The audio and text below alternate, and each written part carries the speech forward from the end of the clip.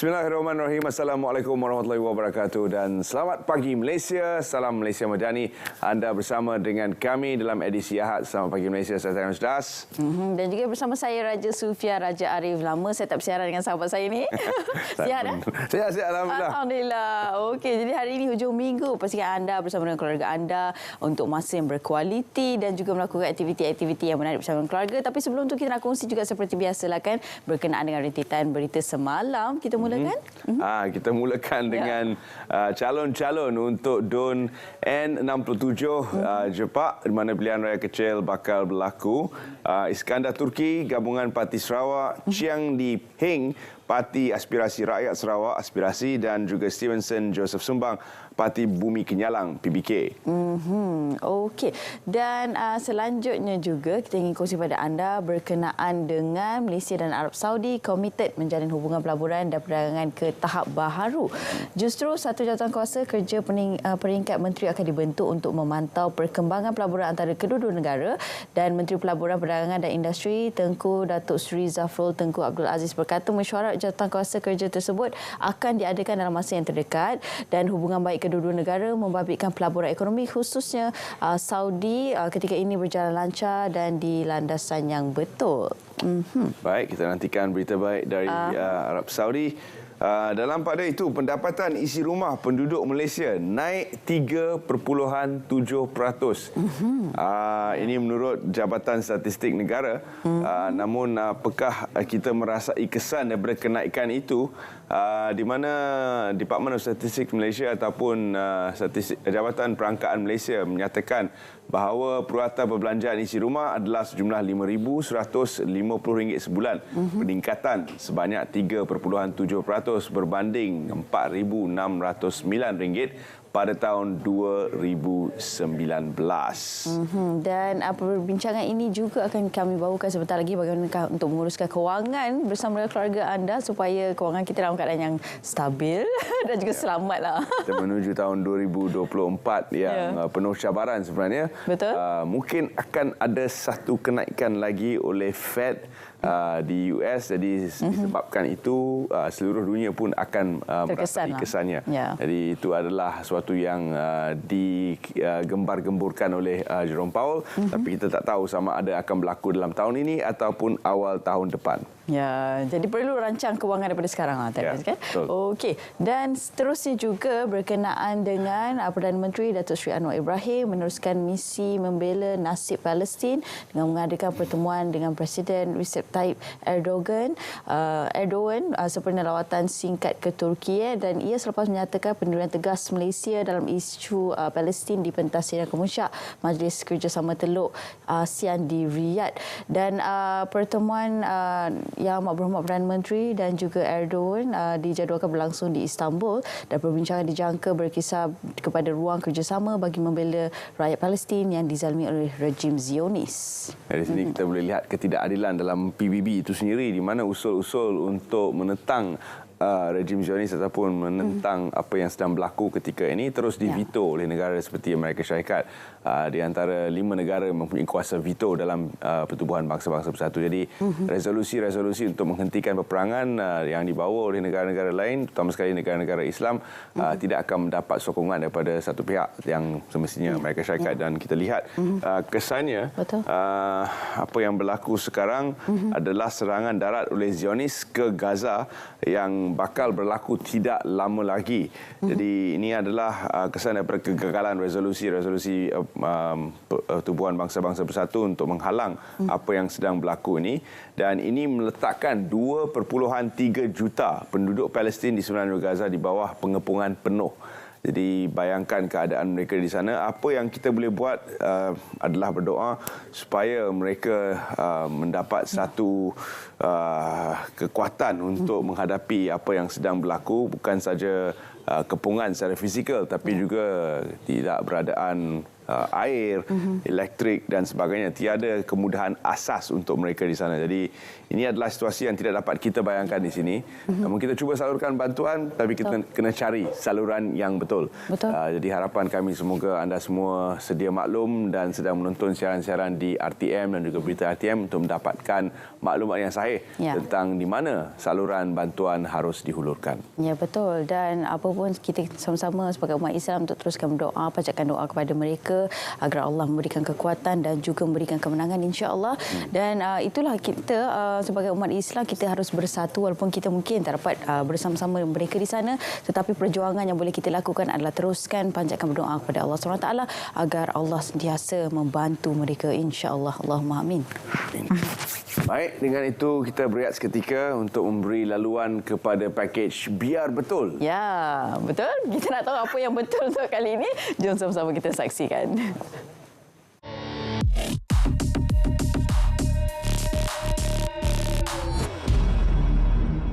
Mahu untung mudah sehingga 30 kali ganda daripada jumlah pelaburan? Awas, anda berisiko jadi mangsa skim pelaburan tidak sah. Satu kumpulan didakwa menjalankan kegiatan itu dikesan aktif di Telegram. Mereka didapati memasukkan pengguna Telegram lain ke dalam kumpulan itu tanpa pengetahuan pemilik akaun. Di situ perkhidmatan diiklankan. Bagi menarik perhatian mangsa, individu lain dipercayai anggota kumpulan terbabit pura-pura mendakwa mendapat untung besar selepas menyertai pelaburan berkenaan. Iklan sama turut dipapar menerusi laman sesawan syarikat. Semakan pasukan Biar Betul mendapati perkhidmatan terbabit beroperasi secara haram. Amaran turut dikeluarkan Suruhanjaya Security. Elak sertai pelaburan meragukan anda berisiko jadi mangsa penipuan sekiranya menyertai aktiviti tidak sah. Penipuan merupakan kesalahan undang-undang. Terima bahan fitnah atau disyaki tidak betul? Segera lapor ke SKMM. Biar betul, tak pasti jangan kongsi.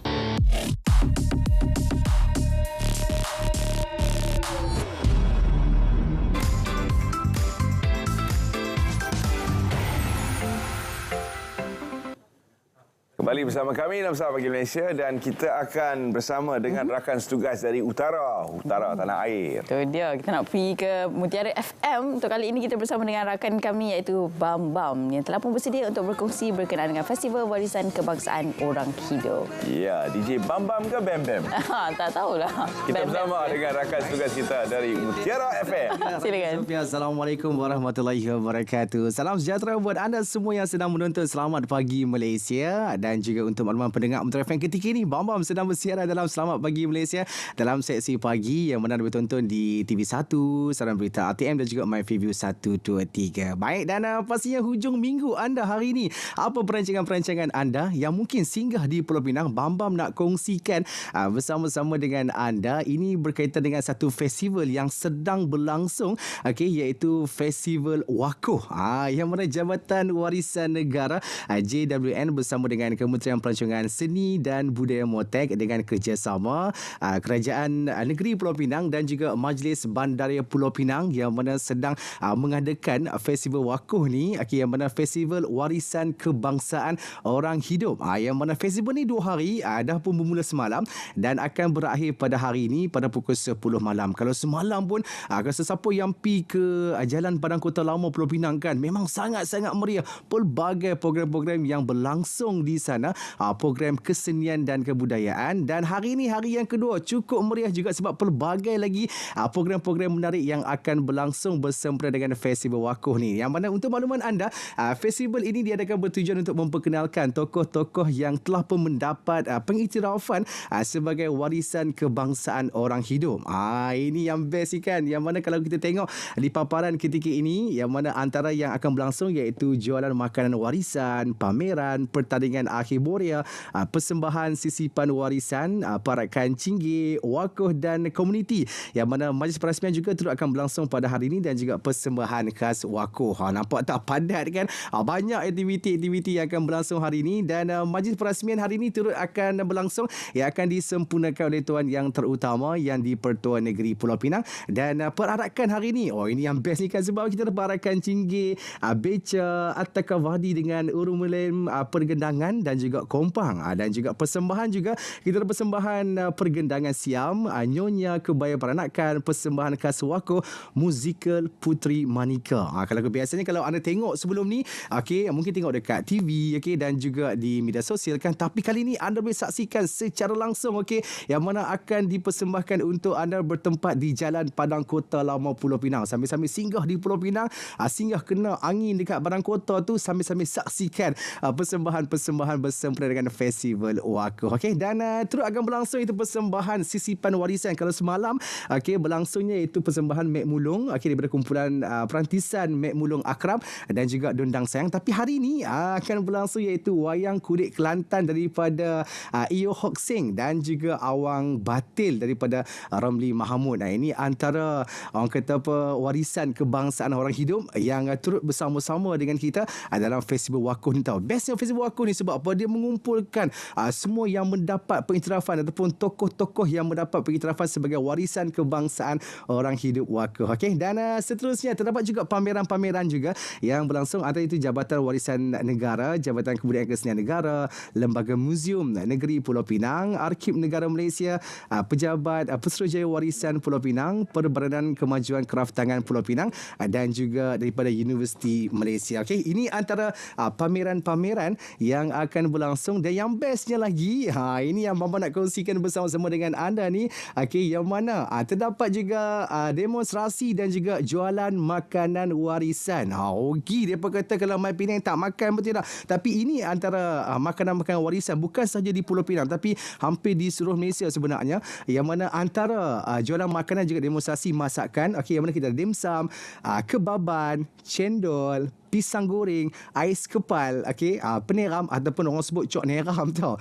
Serabai, apam balik, kari pap dan juga ayak sarbat. Ini antara yang popular di Pulau Pinang, antara makanan-makanan yang orang kata kalau kata mai Penang ni, tak kena yang sarbat, dia pun kata tak lengkap, tak kena cok neram, tak apa nak kena, dia pun kata kan. Ini antara jualan-jualan makanan yang boleh anda dapatkan di Festival Wakuh ni. Dan seterusnya kita juga ada Sayembara Warisan Boria hari ini. Kalau semalam di peringkat sandingan, kalau kita tengok semalam memang banyak penyertaan. Hari ini peringkat akhir yang akan berlangsung di pentas utama pada pukul 5 petang nanti. Jadi yang mana yang nak tengok Boria puas-puas, boleh pakat-pakat pi ke Jalan Padang Kota Lama Pulau Pinang untuk ada saksikan pertandingan akhir Boria yang juga akan dipaparkan untuk anda. Baik, sekian saja daripada Pulau Pinang untuk Festival Wakuh. Dan untuk anda semua, pakat-pakat main Pulau Pinang kembali bersama dengan Terence dan juga Raja Sofia. Silakan. Terima kasih Bam dari Mutiara FM. Ya, betul. Dia pun dah tak sabar nak pergi dah. Festival Wakuh. Pi festival, pi makan kan. Makan, pi tengok Boria, pi macam-macam lah.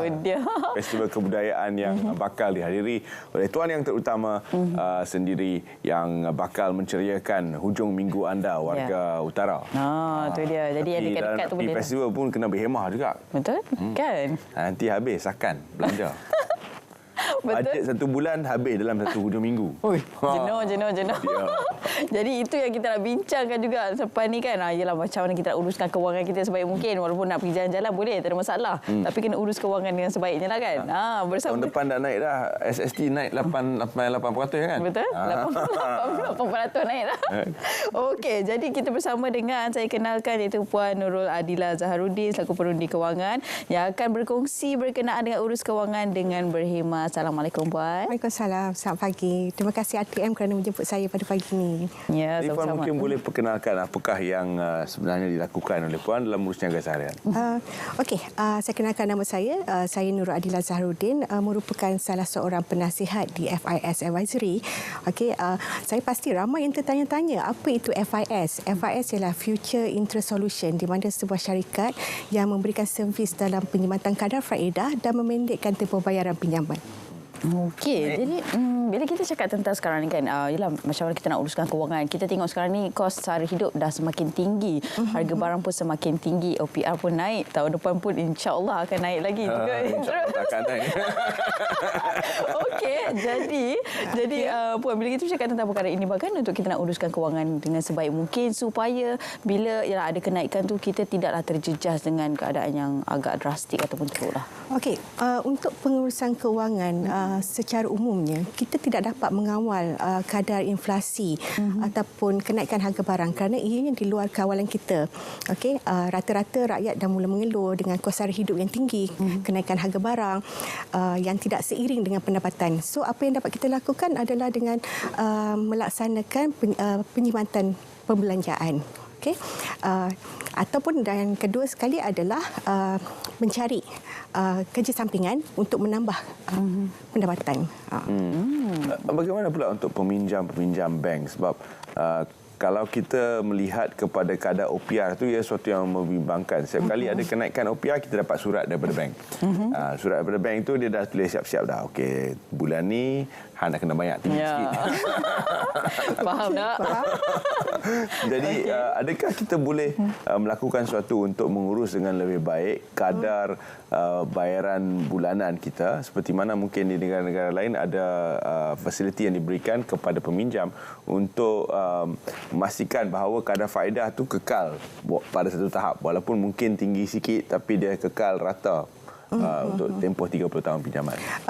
Di FIS kami mewujudkan kesedaran yang lebih tinggi kepada peminjam dalam menguruskan pembiayaan lebih baik akibatkan naik turunnya OPR dan ketidakketentuan yang lain. So sebab kita sebagai peminjam, apa yang perlu kita lakukan adalah bayar pada tarikh yang betul. Kedua, elakkan pembayaran lewat. Ketiga, kenal pasti uncertainty charges, sebagai contoh fire takaful atau charge-charge lain. And then elakkan daripada gagal membuat bayaran bulanan kerana ianya menjurus peminjam daripada kadar interest yang lebih tinggi. Okey, satu lagi ialah apabila bank negara mengumumkan kadar OPR naik, kita sebagai peminjam seharusnya menghubungi pihak bank untuk mendapatkan untuk mengambil tahu bilakah bayaran atau amount dikuatkuasakan. Dan yang paling pasti, yang paling pentingnya ni ialah sentiasa menyemak dashboard online banking. Okey, jadi ialah seperti perundi kewangan sendiri kan seringkali memberi nasihat kepada kita semua lah kan, berkenaan dengan bagaimana nak menguruskan kewangan dengan baik, dan kita perlukan khidmat nasihat tersebutlah untuk memastikan peratusan pembayaran kita setiap bulan tu orang kata tak adalah ada yang macam kena kira balik kan, mana yang nak bayar, mana yang tak bayar sebagainya kan. Jadi ini antara nasihat-nasihat yang kami perlukan lah, ataupun para penonton juga perlukan supaya dapat mengurus kewangan dengan baik. Sejujurnya info-info keuangan ni sebenarnya kita boleh dapat daripada cara membaca ataupun melayari internet ataupun melihat video-video keuangan, tetapi kita harus praktikkannya lah. Okey, so tapi di FIS kita membantu atau membimbing peminjam untuk membayar pada kadar yang betul, pada kadar yang tepat dan tarikh yang betul sebenarnya. So dengan cara ini sebenarnya kita dapat menjimatkan kadar faedah dan tempoh bayaran balik sebanyak 30% ke 75%. Banyak. Jadi sebagai seorang perunding kewangan, bagaimana Puan sebenarnya membantu untuk para peminjam mendapatkan disiplin keuangan yang tinggi seperti dinyatakan? Sebab kadang-kadang ada perkara-perkara yang berbangkit yang perlu diuruskan, mungkin tidak dapat untuk membayar tepat pada waktu yang disarankan itu. Okey, apapun sebelum kita menerima apa-apa jua pinjaman, yang pastinya kita harus faham terma dan syarat surat tawaran itu dikeluarkan. Okey, kedua ialah peminjam boleh merujuk kembali kepada pegawai bank sekiranya tidak faham akan klausa-klausa yang termaktub di dalam letter offer itu. Dan terakhir sekali boleh merujuk kepada penasihat FIS Advisory, di mana kita mempunyai lebih kurang 500 penasihat di seluruh Malaysia. Okey, dan ketika ini untuk kalau kita tengokkan ialah seperti mana kita tahu semua setiap daripada kita ada komitmen bulanan sebagainya. Dan kalau kita nak overlap pinjaman yang ada Puan sebagai perundi kewangan, adakah ianya bagus untuk dilakukan untuk memudahkan urusan pembayaran ataupun sebenarnya perlu untuk kita elakkan? Okey, sejujurnya ia bergantung kepada peminjam itu sendiri, kedudukan ekonomi peminjam itu sendiri. Tetapi di FIS kita tidak menyarankan untuk peminjam untuk membuat refinance atau consolidate the loan. Sebab apa? Ia menambahkan lagi bebanan kepada peminjam. So apa yang kita bantu adalah membayar pada amount yang tepat dan tarikh yang betul. Dengan itu kita dapat mendidik ataupun dia peminjam dapat merancang dalam bebas keuangan dalam tempoh sebelum persaraan.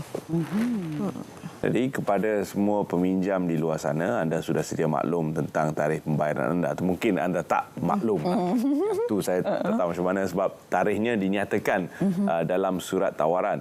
Jadi anda boleh merujuk semula kepada surat tawaran. Tetapi jika tidak membayar tepat pada tarikhnya, apakah yang akan berlaku? Di sinilah puncanya di mana pembayaran balik itu dipanjangkan dan di sinilah punca-puncanya apabila kita dah bayar selama 10 tahun tapi baki tidak berkurang dan disebabkan itu saya maklumkan tadi seperti mana saya maklumkan tadi sebelum kita mendapatkan tawaran pinjaman kita harus memahami klausa dan terma syarat yang dinyatakan dalam surat kelulusan dan sebaiknya sebelum menandatangani kita boleh mendapatkan nasihat daripada pakar keuangan tentang pembiayaan perumahan adakah ianya bagus untuk kita ambil ataupun tidak. Kita boleh go through sebab itu adalah hak kita sebagai peminjam untuk go through all the clauses yang termaktub di dalam surat tawaran. Sekiranya kita mempunyai lebihan kewangan pada suatu masa, apa yang perlu kita lakukan jika kita ingin membayar pinjaman bank itu dengan lebih cepat? Adakah kita perlu membayar terus kepada amount yang dipinjam ataupun kita perlu letakkan dalam satu akaun untuk dibayar dengan lebih tepat pada kadar bulanan? Okey, seperti mana saya maklumkan tadi di FIS kita hanya walaupun anda cik ada duit bayaran lebihan duit lebihan apa yang pasti ialah dapatkan nasihat dulu daripada penasihat keuangan sama ada ianya bagus untuk membayar terus atau bagaimana sebab seperti mana kita sedia maklum 5 tahun ke 10 tahun pertama adalah kadar interest pihak bank akan mengaut keuntungan interest dahulu. So daripada situ saya mohon merujuk kembali kepada penasihat keuangan sebelum membuat apa-apa bayaran lah. Ada dua jenis fasiliti kewangan, satu konvensional, satu Islamik. Adakah ia berbeza? Ya betul, ia berbeza. Okey, perbezaannya? Okey, kalau kata Islamik kita dah akad pada harga yang ditetapkan. Okey, kalau kata macam kita sebagai seorang Islam kita tak ada riba. Alright, so kita akad dengan harga yang disebutkan. So dekat sini di FIS ni lah orang kata kita sebenarnya dah ada lebih kurang 8,000 subscriber dan kita ada proven cases di mana peminjam berjaya mengurangkan pinjaman dalam tempoh 30 hari dengan ketepatan bayaran 99%. Okey, jadi perlu untuk mereka dapatkan khidmat nasihat itu bagaimana caranya? Okey, sekiranya anda ingin mengetahui dengan lebih lanjut mengenai fees management tentang fees advisory, anda boleh layari ke feesmanagement.com atau boleh ke Facebook personal saya iaitu Nurul Adilah Zahruddin. Okey. Dan bila kita cakapkan tahun depan pun dalam belanjawan 2024 dah menyebut berkenaan dengan kenaikan berkaitan dengan 8% berkaitan dengan apa ni? Gula. Berkaitan dengan mungkin mereka yang ingin bercuti sebagainya kan. Jadi tidak akan memberi kesan kepada makanan, kepada parkir kereta, kepada telekomunikasi. Gula naik sikit lah. Gula naik sikit. Okey. Jadi, apa antara perkara yang boleh kita lakukan sebagai persediaan awal lah untuk kita sebelum kita melangkah ke tahun 2024 ni, Puan? Okey, satu adalah mengenal pasti. Okey, seperti mana yang kita sedia maklum, pinjaman perumahan adalah tempoh pembayaran yang paling lama sekali. So kita kena dahulukan yang mana debt yang paling besar. Okay? Dan kita macam mana saya cakap tadi, kita mengurangkan kehendak kita dan mendahulukan keperluan yang penting. Okey. Baik, dengan itu harapan kami semoga anda mendapat manfaat daripada perbincangan ini untuk sekurang-kurangnya melihat semula surat tawaran daripada pihak bank dan mengenal pasti tarikh pembayaran. Kalau boleh set je lah auto debit. Senang kan? Tak ada masalah. Dah tak perlu risau dah. Ada duit lebih mungkin bayar balik terus amount besar tu selepas tempoh 5 hingga 10 tahun. Itu tempoh bank mengaut keuntungan. Jadi perkara-perkara ini mudah, tapi kalau ingin mendapatkan kepastian tentang apakah prosesnya, anda boleh rujuk kepada pihak FIS untuk mendapat bantuan nasihat kewangan. Jangan ambil nasihat kewangan daripada orang sembarangan. Lain jadinya. Itu betul kan? Ya. Okey, baik. Terima kasih kami ucapkan kepada Puan Nurul Adila Zaharudin, merupakan perunding kewangan. Terima kasih banyak, Puan. Sama-sama. Okey, jadi lepas ni kita akan lebih berhemah lah dengan menguruskan kewangan kita, insya-Allah. Kurangkan gula. Ya. Okey. Dan seterusnya, para penonton, kita nak beralih ke cerita Pagi Langkawi bersama dengan rakan pelapor kami iaitu Wan Nur Ashikin yang ingin berkongsi berkenaan dengan apa yang menarik di Langkawi. Silakan.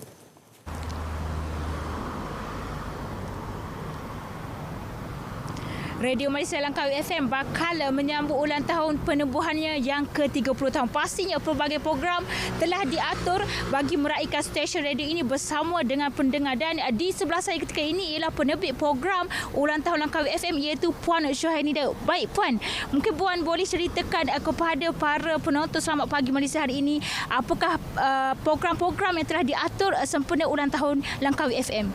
Baik Cici, sebenarnya kita sambut ulang tahun adalah pada 1 November 2023, genap 30 tahun.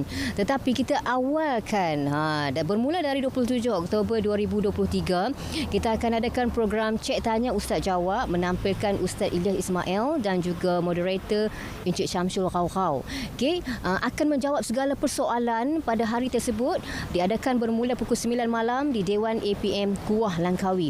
Dan keesokannya pada 28 Oktober hari Sabtu, kita akan pusing-pusing Langkawi Cici bersama dengan 30 pendengar bertuah yang akan naik bas elektrik sama-sama, dan bas itu sebenarnya baru jadi perkenalkan di Langkawi ini. Dan kita akan bawa penampilan khas iaitu Yabang yang akan sama-sama pusing Langkawi dengan kita, akan ke Tanjung Ru, akan sama-sama bersukan neka dan akan sama-sama memancing, dan pertandingan memancing juga iaitu Jaguar Tebing Langkawi FM 30 juga akan turut diadakan pada hari tersebut. Meriah sangat pada hari itu. Dan seterusnya pada 29 Oktober hari Ahad, kita akan mengembara ataupun kita akan menjelajah 30 destinasi ataupun pot makan yang menarik di Langkawi ini. 30 kafe yang akan kita sama-sama santuni. Bukan setakat bersama dengan warga kafe sahaja, kita akan bersama-sama dengan pelanggan-pelanggan kafe tersebut. Kita akan beramah mesra dengan mereka dan ada sedikit hadiah menarik yang akan kita sampaikan pada hari itu. Dan pada akhirnya iaitu pada 1 November, kita akan adakan program Halimunan. Halimunan ini adalah program yang kita adakan, kita sembunyikan selebriti Langkawi FM, dan pendengar kalau nak hadiah yang sangat-sangat menarik itu kena dengar clue yang akan dikeudarakan dari semasa ke semasa di Langkawi FM untuk mencari siapakah selebriti yang dihalimunankan itu. Itu antara program yang diatur khas untuk 27 hingga 1 November sempena dengan ulang tahun inilah. Baik Puan, mungkin ada matlamat Puan sendiri selaku penerbit untuk program di Langkawi FM ini. Okey, sebenarnya beradanya kita di sini, stesen Langkawi FM ini selama 30 tahun bukanlah atas siapa-siapa pun, tetapi atas sokongan pendengar juga. Disebabkan pendengarlah kami masih berada di sini sehingga tarikh ini, dan pastinya kita nak merakyatkan siaran kita ini, kita nak dekat dengan komuniti, sebab tu kita anjurkan pelbagai program yang khas untuk semua golongan. Jadi kepada anda semua, datang beramai-ramai untuk Cek Tanya Ustaz Jawab pada hari Jumaat 27 Oktober 2023 di Dewan APM 9 malam nanti. Baik, terima kasih Puan atas perkongsian itu tadi. Jadi saya kira setakat itu sahaja perkongsian dari Langkawi hari ini. Kembali kepada rakan penyampai di studio Selamat Pagi Malaysia. Silakan. Terima kasih, dan agaknya siapa antara rakan-rakan penyampai kita yang akan menjadi halimunan yang cari-cari nanti. Kan? Program halimunan hanya di Langkawi FM. Ya, betul. Kalau nak cari orang mungkin boleh pakai teleskop kot. Teleskop angkasa. Ya, mungkin lah kan. Macam tu baru jumpa kot. Baru jumpa. Sebab mereka bintang. Ya, wow. Ya. Dahsyat ayat pagi-pagi. Okey, dan kita nak bercakap, bila kita cakap tentang bintang ni, kita nak beralih ke angkasa lah kembali kan. Dan kita nak bercakap, dia ada kaitan tu. Ya, kaitan itu. Dan kita nak bercakap berkenaan dengan sambutan Minggu Angkasa Sedunia peringkat Malaysia. Jadi bersama dengan kita, saya kenalkan geologis Haji Azli Kamil Napiah, merupakan Ketua Pengarah Agensi Angkasa Malaysia. Assalamualaikum Tuan Haji. Waalaikumsalam warahmatullahi wabarakatuh. Jadi Minggu Angkasa Sedunia ni adalah suatu yang disarankan oleh Pertubuhan Bangsa-Bangsa Bersatu. Dan temanya agak unik, berkaitan keusahawanan dan angkasa lepas. Jadi kita membayangkan SpaceX, Virgin X dan sebagainya, pelancongan ke angkasa lepas. Adakah ini sebenarnya yang cuba diangkat melalui tema ini ataupun adakah sesuatu yang selain itu? Baik, saya rasa ini satu bertepatanlah dengan usaha di peringkat antarabangsa di mana pada ketika ini semua usaha digembleng untuk melihat teknologi angkasa sebagai satu sumber ekonomi baru dunia. So jadi melihat kepentingan teknologi dan sumber kepada ekonomi ini di peringkat antarabangsa, Pertubuhan Bangsa Bersatu telah juga merancang beberapa aktiviti agar kesinambungan kepada hasrat untuk mengangkat teknologi angkasa sebagai satu sumber ekonomi baru dunia berlangsung dengan lebih baik. So jadi Minggu Angkasa Dunia ini bukanlah satu perkara baru, tapi dah dimulakan sejak tahun 2000 lagi dan dia digazetkan di bawah United Nations. So jadi asasnya ialah sambutan Minggu Angkasa Dunia ini biasanya dibuat pada minggu pertama bulan Oktober setiap tahun. Yang itu biasa berlaku. Hari ini apabila kita melihat Malaysia juga ingin meneroka, mengambil peluang supaya teknologi angkasa ini kita boleh bangunkan dan juga menjadi sumber baru ekonomi kepada negara kita, maka kita rangkakan sedikit cara kita menyambut Minggu Angkasa Sedunia ni pada tahun ini berbanding tahun lepas. Pada tahun lepas mungkin kita ada 1-2 aktiviti saja dan sesuai dengan temanya pada situ, Space and Sustainability.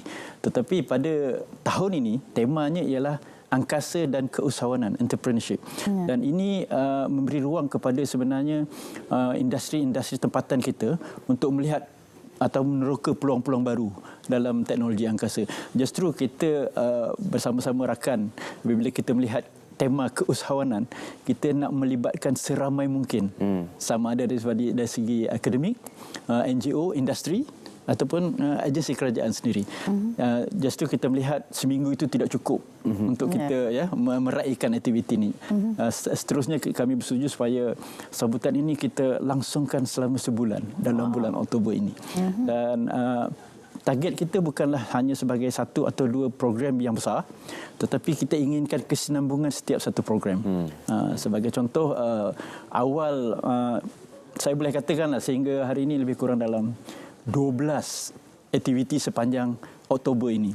Dan awal Oktober itu dimulakan dengan akademik membuat aktiviti berkaitan dengan sains angkasa dan juga teknologi angkasa. Kemudian diikuti dengan cuaca angkasa. Kita pun jarang dengar cuaca angkasa, tetapi ia banyak impaknya kepada pengurusan kehidupan kita di permukaan bumi. Dan agak menarik, pada 11 Oktober yang lepas, rakan kita di Planetarium Negara dapat peluang di mana kita bawa adik-adik kita di sekolah rendah bercakap secara langsung dengan angkasawan di stesen angkasa lepas secara langsung. Itu dia, kita sedang melihat rakaman siarannya. Saya kira itu satu yang unik dan yang menarik kepada adik-adik kita, kerana bukan mudah untuk kita dijadualkan dapat bercakap. Saya difahamkan 3 tahun untuk tempoh menunggu. Sebab ia melibatkan seluruh dunia permintaan.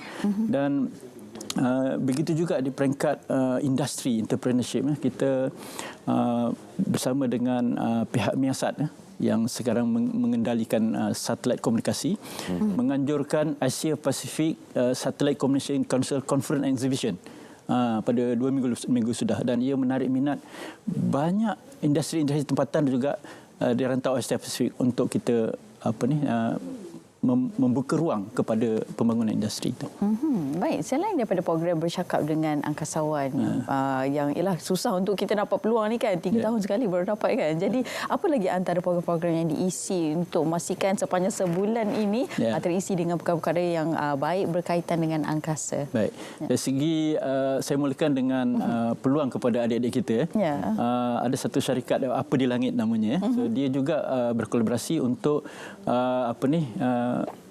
membuka satu ruang pada adik-adik untuk menyertai kem cilik angkasa yang setiap minggu secara atas talian.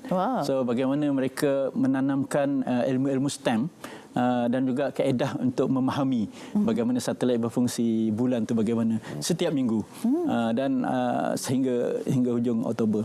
Dan kemudian kita beralih kepada, saya ingat minggu depan kita dah mula untuk membuka ruang kepada industri tempatan kita melihat potensi penggunaan dan pembangunan teknologi satelit dan maklumat data. Ini bersama dengan agensi-agensi luar seperti Airbus dan juga MDA daripada Amerika yang begitu maju dari segi teknologinya, dan kita nak bawa teknologi itu ke Malaysia dan di-apply oleh industri-industri kita sebagai punca ekonomi dan juga ruang pekerjaan baru kepada generasi muda yang akan datang. Dan next, kalau tak silap saya, ialah bagaimana Mike di bawah MOSTI sendiri menganjurkan invitation to the space technology industry. Maknanya ini satu lagi ruang kepada pemain-pemain industri dalam negara kita untuk ambil peluang ini, bagaimana nak melihat peluang-peluang menjana ekonomi bukan sahaja dari segi manufacturing, operasi dan juga penggunaan maklumat-maklumat yang berkaitan teknologi angkasa. 1 trilion dikabarkan jumlah sebenarnya keseluruhan saiz pai keusahawanan ataupun jumlah saiz perniagaan yang boleh kita bayangkan di seluruh dunia. Tapi di mana Malaysia pada ketika ini dalam 1 trilion tu, berapa peratus daripadanya adalah daripada hasil sumbangan usahawan-usahawan tempatan? Baik, saya mulakan dengan kedudukan Malaysia di rantau Asia Tenggara. Kita adalah 3 teratas. 3 teratas. Kerana kita mulakan dengan penggunaan teknologi angkasa di peringkat downstream ataupun di peringkat penggunaan. Kita telah mula gunakan ini dalam pelbagai bidang dan sektor dalam negara kita. Apatah lagi sekarang ni kita membantu sistem keselamatan makanan negara. Bagaimana kita pantau tanaman padi kita, bagaimana kita pantau sumber asli negara seperti kelapa sawit, lada dan sebagainya. Dan begitu juga kita perikanan dan sebagainya. Tapi apa yang kita nak bawa di sini ialah bagaimana kita dari sebagai pengguna kita nak bergerak kepada pencipta dan juga penyedia perkhidmatan. Itulah ada nilai rentetan entrepreneurship yang kita katakan tadi, keusahawanan yang kita nak bentukkan supaya Malaysia juga bukanlah satu negara, walaupun kita tidaklah sebesar ataupun tidak semaju Amerika, tetapi kita telah mula bergerak ke arah itu. Dan hari ini telah ada sejak 2017 apabila Dasar Angkasa Negara digazetkan oleh kerajaan, telah ada tidak kurang daripada 64 syarikat tempatan yang telah berkecimpung dalam teknologi angkasa. Sebahagiannya ialah daripada rantaian downstream, hiliran dan pertengahan, dan juga sekarang ini kita tengah mempromosikan supaya syarikat tempatan juga terlibat di bahagian upstream, rantaian di peringkat atas seperti membina satelit sendiri, terlibat dalam operasi di stesen angkasa di atas, dan juga bagaimana kita nak menggalakkan rakyat kita mengguna pakai teknologi angkasa ini pada setiap hari, dengan kata lain merakyatkan teknologi angkasa itu sendiri. Wow, dahsyat kan? Dan kita dapat lihat sebenarnya kesannya, terutama sekali bila kita berbicara tentang keselamatan makanan. Banyak teknologi angkasa lepas boleh digunakan untuk merancang dan meramal pertumbuhan sesetengah jenis tumbuhan dan sebagainya. Semua ini perlu sebenarnya kita kaji.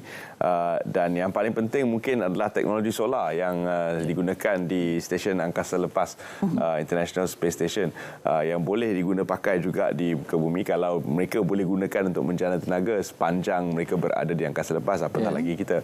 Tetapi bagaimana teknologi transfer itu daripada negara-negara maju kepada kita, bagaimana untuk kita mendapatkan akses kepada teknologi-teknologi yang penting ini? Baik, bila kita bercerita pasal angkasa, angkasa ini ialah terbuka, terbuka kepada semua pihak yang mampu meneroka dan mempunyai keupayaan. So justru dalam teras kelima dasar angkasa negara pelaksanaan ini ialah kita mesti mempertingkatkan kerjasama antarabangsa. Oleh kerana teknologi angkasa adalah satu teknologi yang maju, rumit, dia juga adalah teknologi yang mahal, dia juga adalah teknologi yang berisiko, tetapi dia juga adalah teknologi yang memberi pulangan yang cukup besar dari segi komersial. So keseimbangan ini penting, ya. Mungkin kita tahu dalam aspek yang tertentu. Kita perlu rakan lain untuk bersama kita membina satu inovasi baru. Sebab teknologi dia sangat pantas berubah. Betul. Kalau kita hanya berhenti kepada satu peringkat, maka kita akan cepat ketinggalan. Justru tidak ada satu katakan dia ni adalah monopoli. Mungkin monopoli dalam tempoh yang sedikit, tempoh yang singkat, tetapi dia tidak boleh monopoli selama-lamanya. So, itu adalah kesan teknologi maju seperti teknologi angkasa kepada kita. Kita boleh lihat negara China sudah pun ada satu keusahawanan ataupun satu industri angkasa lepas yang begitu maju, dan India juga baru bermula dengan menantang angkasawan pertama ke angkasa lepas baru-baru ini. Jadi kita tidak mahu ketinggalan lah. Betul. Jadi kita kena bergerak seiring lah untuk mengejar teknologi ini sendiri kan. Dan selain daripada itu, mungkin ada sedikit kata-kata daripada Tuan Haji sendiri untuk mengajak orang ramai bersama-sama. Sementara berbaki lagi beberapa hari ini lagi kan, ada banyak lagi program-program yang ada insya-Allah. Dan juga program ini juga melibatkan 4 fokus utama lah, iaitu berkenaan dengan segmen angkasa, segmen bumi, segmen pengguna dan juga penjanaan ilmu pengetahuan. Bukan setakat ibu bapa, sebenarnya anak-anak juga, di peringkat anak-anak juga boleh mendapat banyak manfaat daripada program ataupun sambutan angkasa kali ini. So, sebab tu saya katakan tadi kita nak panjangkan selama sebulan. Seminggu tu tak cukup. Betul. Jadi sebulan ni kita boleh melibatkan ramai kumpulan-kumpulan yang tertentu. Dan saya baru dapat perkabaran bahawa untuk hujung bulan ini kita ditawarkan oleh pihak China untuk juga berkolaborasi memperkenalkan operasi-operasi di stesen bumi mereka yang mana boleh diambil peluang oleh industri ataupun grup-grup kita di Malaysia ini. Dan harapan saya lah sebagai yang menerajui pelaksanaan dasar angkasa negara, Agensi Angkasa Malaysia di bawah Kementerian Sains, Teknologi dan Inovasi, yang pertama sekali dengan sambutan ini kita berharap kita boleh memperkasakan usaha-usaha melaksanakan dasar itu saja. Ada 92 aktiviti sebenarnya di dalam dasar itu untuk kita capai sehingga 2030. Dan yang keduanya, kita nak juga mempromosikan bahawa Malaysia juga adalah sebuah negara yang aktif dalam mempromosikan teknologi angkasa. Dan sekarang kita dah berhasrat untuk membangun bagi tujuan negara kita. Dan yang terakhir sekali, inilah peluang sebenarnya kepada local industry atau industri tempatan kita. Kalau sebelum ni mungkin tidak terbuka, bakna sekarang di peringkat dunia pembangunan teknologi angkasa telah pun dibuka kepada bukan saja dimonopoli oleh kerajaan, tetapi ada pendekatan public private partnership, yang juga perkongsian pengetahuan, perkongsian usaha dan juga pengoperasian perkhidmatan. So saya harap dengan sambutan ini akan lebih memperkasakan lagi kehendak kita, dan kita melihat peluang-peluang ini dan kita perlu ambil dia. Kerana peluang-peluang seumpama ini mungkin kita tidak selalu dapat, lebih-lebih selepas era post-COVID, kita lihat teknologi begitu penting dalam kehidupan kita seharian untuk mengurus kehidupan kita. Jadi daripada angkasawan pertama dulu, Datuk Seri Syed Muzaffar Shukor, sehinggalah kini kita dapat lihat ada perkembangan 64 syarikat yang telah pun terlibat dalam keusahawanan dan industri aero angkasa, dan sudah pasti ia merupakan satu pergerakan ke arah kita mendapat akses penuh kepada teknologi-teknologi angkasa lepas yang begitu penting dan memberi keuntungan ataupun nilai tambah yang tinggi kepada GDP negara. Baik, terima kasih kami ucapkan kepada Geologis Haji Azli Kamil Napiah, merupakan Ketua Pengarah Agensi Angkasa Malaysia. Terima kasih banyak. Terima kasih.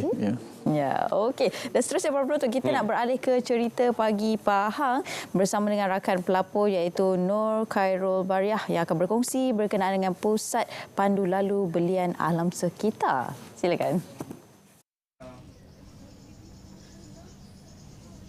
Baik, terima kasih. Cerita pagi dari Pahang hari ini saya berada di Taman Gelora Kuantan, di mana menariknya di sini adalah terdapatnya pusat pandu lalu belian semula. Jadi untuk bercerita lebih lanjut tentang perkara ini, bersama saya adalah pengurus operasi Alam Flora Kuantan, iaitu Encik Muhammad Hazli Nazri. Baik Encik, difahamkan pusat ini telah pun beroperasi selama 2 tahun. Jadi boleh Encik kongsikan antara fungsi dan objektif pusat pandu lalu ini? Okey, objektif pusat pandu lalu ini adalah untuk memudahkan orang ramai dan mesra pengguna untuk orang ramai menghantar barangan kita semula dan menjual barangan kita semula di sinilah. Jadi dengan itu kita dapat meningkatkan kadar kita semula seperti mana saranan kerajaan sehingga 40% menjelang 2025, dan yang paling penting dapat membudayakan amalan kita semula di kalangan orang ramai. Jadi boleh Cik kongsikan selepas menerima barang-barang di sini, apa tindakan seterusnya oleh pihak Alam Flora? Okey, selepas kita terima, biasa orang akan datang untuk hantar barang kita semula, dan selepas tu dan orang kat sini dia dapat lepas hantar barang tu kita bayar dia secara cash, dan barangan-barangan yang kita kutip dan kita kumpul tu kita akan asingkan dan kita hantar kepada tempat yang sepatutnya untuk proses semula, untuk digunakan semula. Jadi boleh Cik kongsikan juga antara jenis barang yang diterima di sini? Kebiasaannya kita terima botol-botol plastik, besi atau botol plastik. Yang paling banyak kat rumah kita biasanya lah kertas lah kan, buku-buku sekolah, majalah, surat khabar. Jadi boleh hantar kat sini untuk kita terima barang-barang tersebut. Bagaimana Cik sambutan, dari segi sambutan sepanjang pusat ini beroperasi? Okey, kalau tengok pada kesedaran ataupun sambutan orang ramai sangat menggalakkan. Tahun lepas kita mencatat pengumpulan sebanyak 22 tan hasil daripada orang ramai datang ke sini, dan untuk tahun 2023 sehingga Ogos 2003 saja telah mencapai sebanyak 40 tan, iaitu peningkatan sebanyak 80% berbanding tahun lepas sebenarnya. Jadi Cik boleh kongsikan di Kuantan ni berapa banyak dah pusat pandu lalu ini dah ada? Di bawah Alam Flora kita ada di Gelora, Taman Gelora, dan kita ada satu lagi di pusat bandar bersebelahan dengan stadium. Dan selain pada itu juga kita ada menganjurkan aktiviti seperti Trash to Cash. Jika ada mana-mana menganjurkan gotong royong, kita akan join dan kita akan buat belian di sana juga. Jadi siapa-siapa orang yang asingkan barang kita semula tu boleh hantar barang kita semula dan kita terus bayar dia secara cash. Terima kasih Cik atas perkongsian itu tadi. Jadi untuk anda khususnya warga Kuantan yang ada barang di kita semua di rumah, jom datang ke sini. Sekian saja cerita pagi dari Pahang. Kembali ke studio untuk laporan seterusnya. Silakan.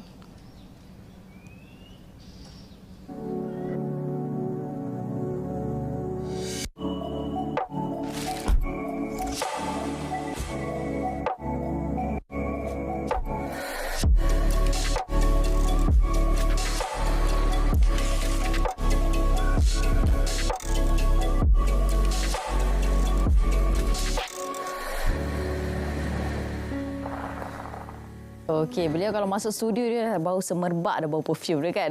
Jadi kita bersama dengan Ahmad Iqbal Zulkifli. Assalamualaikum. Waalaikumsalam. Pengasas IBA Perfume. Alhamdulillah.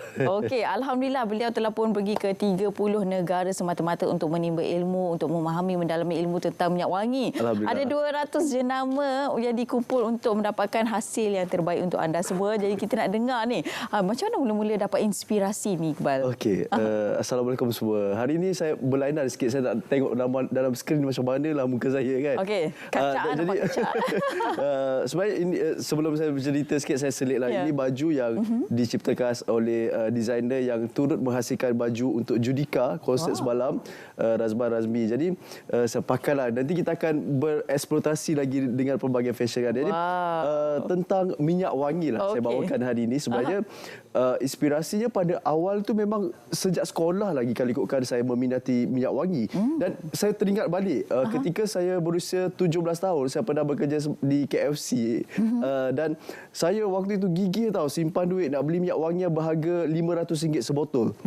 Dan saya berjaya kumpulkan, saya tanpa sedar, dan sehingga akhirnya bila saya pergi ke banyak negara, ditakdirkan begitu, saya belajar ke luar negara dan pergi ke lebih 30 negara lah sekarang. Baru balik juga bulan lepas pergi ke Jepun dan bulan hujung minggu ini saya akan pergi ke Korea untuk belajar juga mendalami tentang minyak wangi. Jadi di situ saya terinspirasi untuk menghasilkan minyak wangi kerana saya memang minat sangat minyak wangi dan saya nak bila saya pergi ke kilang-kilang minyak wangi antarabangsa dan pergi ke butik-butik yang terkenal seperti di Dubai, antara negara yang termasyhur dengan koleksi minyak wangi juga. Dan di situ saya kata saya nak hasilkan minyak wangi untuk orang kita yang bawanya tidak membandingkan kepala, yang boleh dipakai untuk lelaki dan juga wanita, dan terhasillah IBA perfume yang sehingga hari ini tanpa ejen, tanpa stokis, dan sangat suka saya bagi hadiah sebenarnya. Cuma debaran makin terasa sebab saya akan hentikan koleksi minyak wangi yang ini untuk jualan kerana kita akan terbitkan yang baru, tetapi kita akan berhenti dulu bersiaran nanti. Saya takut begitu. Jadi sekarang ini sementara sempat tuan-puan, hanya kepada 40 orang terawal saya akan berikan hadiah.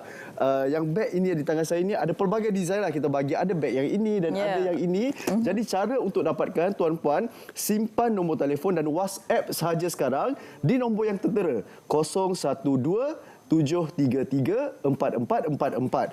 Hanya 40 orang terawal termasuk ke Sabah Sarawak. Dengan harga RM170, tuan-puan akan dapat 2 botol minyak wangi untuk lelaki dan juga wanita. Yang ini di tangan saya, dan juga dapat hadiah handbag ini, tetapi hanya kepada 40 orang terawal. Cara nak dapatkan, WhatsApp saja sekarang, ambil gambar di skrin TV, dan 170 ini dapat 2 botol ni boleh pakai 4 ke 5 bulan lamanya. Boleh pakai untuk lelaki dan juga wanita. Saya mementingkan wangian itu tidak pening kepala bila pakai, tidak hapak bila dipakai lama juga, dan antara koleksi IBA juga ada yang kita hasilkan di antara kilang yang terbesar di dunia di Holland oleh 3 orang pakar perfumer. Jadi itu suatu perkara yang pencapaian yang agak sukar untuk saya penuhi kerana koslah tinggi dan nak pastikan wangian itu tak sama dengan orang lain. Sebab itu sampai sekarang tanpa ejen, tanpa stokis, hanya di sini saja boleh dapatkan. Dan tuan-puan kalau nak dapatkan hanya WhatsApp saja satu caranya. Bila poster muncul saja, terus ambil gambar di skrin TV dan WhatsApp saja. Sekarang dah bertubi-tubi dah masuk dah. Itu dia. Tak payah tunggu poster pun tak apa. Ada nombor telefon yang tertera dekat TV sekarang ni. Ya, dekat TV pun dah ada tu. 012-733-4444. Cuma kalau hubungi, saya tak sempat nak jawab. Kita kena WhatsApp saja. Dan kita betul kita tengah live juga. Dan WhatsApp pun dah masuk banyak ni. Tapi tuan-puan, saya maklumkan sekarang ini sudah 1 tahun tak berlaku kelewatan penghantaran seperti dulu yang pernah terjadi. Jadi jangan risaulah, stok ada, dan buktinya stok ada, kita boleh buat COD, barang sampai baru bayar. Maksudnya tuan-puan tunggu di rumah, sediakan wang tunai dan sediakan cash lah. Sediakan cash, pastikan ada orang dekat rumah dalam masa 3-4 hari juga. Sama juga. Sebolehnya saya nak postkan secara biasa. Maksudnya kita akan postkan dengan kadar segera, dan tuan-puan akan tunggulah sampai. Buat bayaran segeralah. Jangan WhatsApp saja cepat. Buat bayaran segera. Dan apa yang tertera di kaca TV itu adalah penghantaran untuk 1 jam punya pesanan, order. Dan sebenar-benarnya 4-5 kali ganda lebih daripada itu. Sekarang ni Ya. Alhamdulillah. Cuma beg lah yang kena cepat, terburu-buru, memang kena cepat-cepat dapatkan. Dan bayangkan tuan-puan, saya kumpulkan lebih daripada 200 jenama minyak wangi, bukan 200 botol. 200 jenama minyak wangi tu bukanlah kerana hobi semata-mata. Ada yang 1 botol RM2,000, RM1,000. Saya rasa setiap kali saya pergi ke banyak negara itu kan, saya akan bawa pulang minyak wangi bukan kerana hobi lagi, tapi kerana tanggungjawab untuk mendalami bagaimana setiap jenama itu menghasilkan minyak wangi, bauan apa, mempengaruhi sebenarnya. Macam IBA, saya titik beratkan wangian itu tidak pening kepala. Sebab saya sendiri kalau bau minyak wangi yang kuat, saya akan muntah dan pening. Yang kedua, saya nak biar unisex, boleh lelaki dan juga wanita. Jadi tuan-puan, WhatsApp sahaja sekarang di nombor yang tertera 012-733-4444 dengan harga RM170. Termasuk penghantaran ke Sabah Sarawak, tuan-puan akan dapat 2 botol minyak wangi. Mungkin nanti akan ada poster. Tuan-puan boleh ambil gambar poster tersebut, dan sekarang pun dah ada nombor telefon untuk WhatsApp sekarang. Dah bertubi-tubi dah WhatsApp masuk ni. Jadi 2 botol yang ini dapat, dan dapat hadiah beg tangan. Beg ni ada pelbagai design lah. Ada juga yang ini, tapi tak boleh pilih lah warna, semua design tak boleh pilih. Bergantung pada rezeki lah. Ya, ini 40 orang. 40 orang yang terawal saja akan dapat tahu. Dan RM170 dua botol tu boleh pakai 4-5 bulan untuk lelaki dan juga wanita. Boleh pakai lama kan. Dan dah termasuk penghantaran ke Sabah Sarawak. Dan tuan-puan mungkin macam betul ke ramai WhatsApp ni dah bertubi-tubi dah WhatsApp saya. Okey, kita tengok sendiri saya buka suara dulu. Okey, saya bukakan suara, tuan-tuan tengok sendiri. WhatsApp dah cepat. Okey, alhamdulillah. Terima kasih banyak bagi masa sikit untuk saya. Okey, jadi sekarang ini bila poster muncul terus ambil nombor telefon 012-733-4444. Ambil tahu, kita hanya beberapa saat sahaja kita bersiaran ni. Jadi itulah yang akan dapat. Yang hitam tu adalah kotak tambahan, sebenarnya kotak luar lah. Jadi WhatsApp sekarang satu-satunya cara untuk dapatkan di nombor 012-733-4444 dan kena cepat-cepat buat bayaran sebab hanya 40 orang terawal sahaja akan dapat. Sekali lagi saya bagi tahu kan. Dan tuan-puan, sebenarnya kalau beg ni saya pernah mengalami kerugian sebab bagi hadiah beg. Dulu saya bagi semua.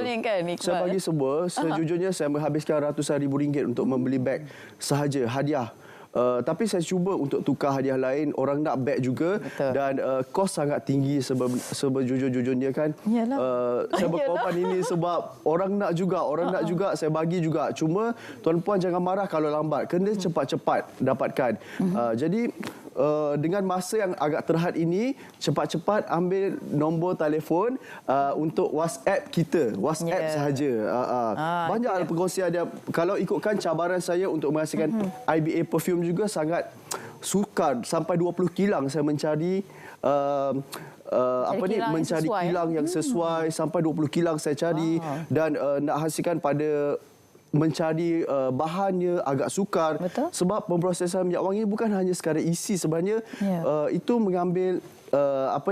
mengambil masa kos yang sangat tinggi sehingga jutaan ringgit saya menghabiskan kosnya untuk menghasilkan. Jadi tuan-puan, bila muncul sekarang poster yang muncul ni, tuan-puan cepat-cepat ambil nombor telefon yang tertera tu untuk WhatsApp saja. Dan sekali tengok dah ingat 012-733-4444. WhatsApp saja. Ni beg ni kena cepat-cepat. Dan botol ni minyak wangi ni besar kan. Jadi cepat-cepat untuk dapatkan. Jadi ada lagi, kalau mungkin ada soalan dan saya boleh jawab lah. Okey, tapi sebelum kita nak tanya soalan lagi, kita nak kongsi juga ada testimoni. Sambil-sambil tuan-tuan WhatsApp sekarang tu, jangan lupa WhatsApp sekarang. Ambil nombor telefon, kita tengok apa kata pengguna. Ya, betul. Silakan. Okay, I dah biasa pakai perfume jenama yang mahal gila, yang ribu-ribu. Tapi lepas I jumpa Iba perfume ni, I dah tak pandang dah yang lain. And as a doctor myself, yang jumpa ramai orang in my daily life, I make sure to jaga my image. And one of it is to make sure that I smell great, so people will be more confident to be around me. And sometimes they even ask me, my own patient, dia cakap, "Doktor, you pakai perfume apa? Sedapnya, mesti mahal kan?" I cakap, tak adalah, I pakai Iba perfume je. And then sometimes kita penat kerja kan, biasa balik rumah dah busuk-busuk kan, tapi bila pakai Iba ni, balik rumah pun stay wangi, I basuh baju pun stay wangi. I tak reti nak explain macam mana bau dia ni. Bau dia memang sangat premium. Sometimes I pakai yang lelaki punya juga. Tapi korang memang kena try sebab bau dia ni susah nak describe and tak tahu kat mana nak cari bau yang premium macam ni. Untung tahu anda beli sebab anda ada dua pilihan. Tak kisahlah nak bau macam mana kan. Mungkin boleh bertukar-tukar berselang-seli kan setiap hari kan. Okey, kita nak tanya kepada Iqbal lah. Di banyak-banyak negara yang Iqbal telah pergi pun 30 negara kan. Jadi negara mana yang paling banyak memberi inspirasi kepada Iqbal? Bagi saya Dubai. Saya pernah menginap di antara hotel yang termahal di dunia. Kerana Dubai ni memang pernahkan Datuk Siti memberitahu di media sosialnya, membeli rumah di sana, semua terberitahu orang-orang luar yang bagi tahu. Jadi apa yang Datuk Siti bagi tahu di Dubai adalah negara yang banyak perkara yang kita perlu belajar. Memang betul. Jadi di situ saya menginap di antara hotel termahal di dunia dan saya melihat satu butik yang kecil tetapi menjual minyak wangi yang agak tinggi nilainya, ribuan ringgit, dia sebesar ibu jari tangan ini je. Jadi di situ saya belajar, begitu wangian yang mahal ya. Dan saya pergi ke antara kilang-kilang yang terbesar di dunia. Banyak kilang sebenarnya. Saya pergi ke Shanghai, perlu melalui dengan kereta, dan bulan depan pun saya akan pergi juga ke Paris juga, dan yang hujung bulan ni saya akan pergi ke Korea. Dan baru-baru ini untuk kali kesekian kalinya saya dah pergi ke Jepun, banyak juga saya belajar. Jadi itu yang banyak yang kita belajar, lainlah hasilnya kan. Ada berbanding apa yang sedia ada, yang kita tahu biasa minyak wangi ni wangi tahan lama itu. Tapi saya menitik berat lebih mendalam. Dan saya pun tengok bagi hadiah bukan hadiah yang biasa kan. Dan jualan saya berkorban untuk tidak ada ejen stokis, walaupun kata ejen stokis cepatlah naik ini kan begitu. Tapi saya nak biar kekal produk itu dengan premium produk. Dan tuan-puan, ambillah peluang kali ini sebab mungkin kita tak tahu bila lagi saya akan besaran. Jadi cepat-cepat ambil nombor telefon, itu paling penting untuk WhatsApp saja. Satu cara untuk dapatkan hanya WhatsApp saja. Bila muncul saja poster, terus ambil gambar. Dan sekarang dah ada nombor telefonnya 012-733-4444. Sangat senang. Mungkin boleh ambil gambar. Kita ada beberapa saat saja lagi untuk ambil gambar. RM170, 2 botol minyak wangi, dapat hadiah beg hanya kepada 40 orang terawal saja.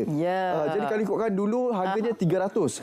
Sekarang RM170, 2 botol dapat. Dan yang penting dapat beg pelbagai design. Di WhatsApp saya dah bertubi-tubi dah. WhatsApp ni tuan-puan, WhatsApp ni dah terus masuk ke sini. Jadi kita ada beberapa saat saja lagi untuk ambil nombor telefon WhatsApp sekarang, bagi tahu saja nak order IBA perfume. Dan insya-Allah nanti dalam semalam saya ada buat perbincangan untuk IBA. Kalau ada rezeki, saya tak berani nak jamin 100% untuk taja bintang RTM pada awal tahun hadapan. Jadi sekarang ini saya tak berani wawarkan secara lebih-lebih, tapi kita dah bincang dengan bos RTM semua. Insya-Allah IBA akan taja bintang RTM. Jadi tuan-puan, kali terakhir untuk ambil nombor telefon, kita nak berhenti besaran sudah dah. Jadi WhatsApp sekarang di nombor 012-733-4444. Okey, itu dia. Terima kasih ucapkan kepada Ahmad Iqbal Zulkifli selaku pengasas IBA Perfume. Jadi insya-Allah bos-bos pun dah dengar kot tu tadi kan. Okey, baik, dan seterusnya para penonton, kita nak ke Map Malaysia untuk mengetahui keadaan cuaca untuk hari ini. Jom kita saksikan bagaimana cuaca untuk hari ini. Silakan.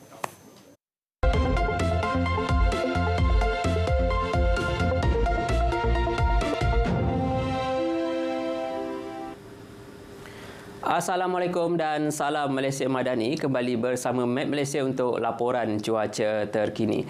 Laporan cuaca dimulakan dengan tinjauan keadaan cuaca semasa. Paparan radar terkini menunjukkan keadaan cuaca hujan di beberapa kawasan dicerap di sekitar perairan Selat Melaka, dan keadaan cuaca baik dan tiada hujan di kebanyakan kawasan di sekitar Semenanjung.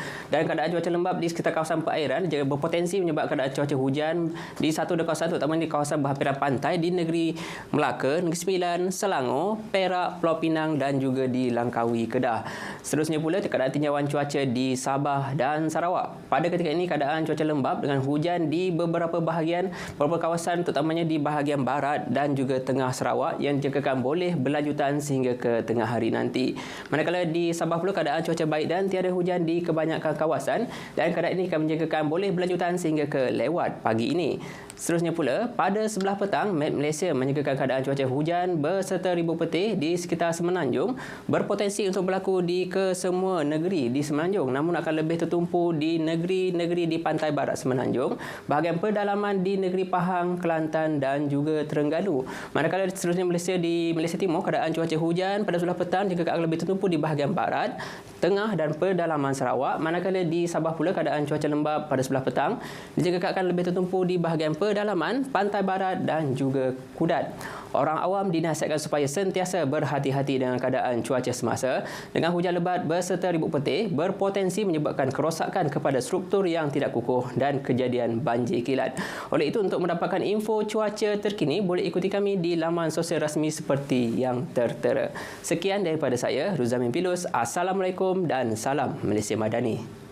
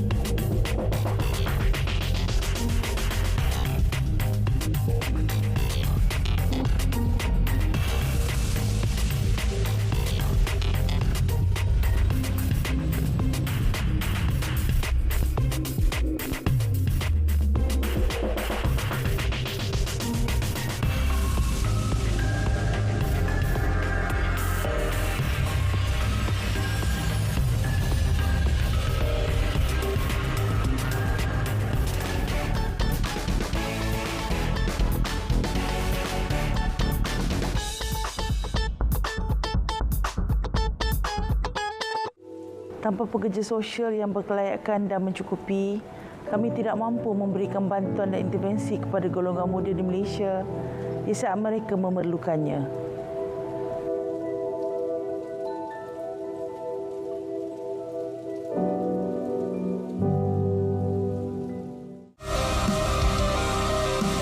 RM50 juta untuk geran padanan bersama Lembaga Pelabuhan Kelang menyelenggara Jalan Pelabuhan Kelang di samping turut menguatkuasakan had beban lebih muatan ke atas kenderaan berat.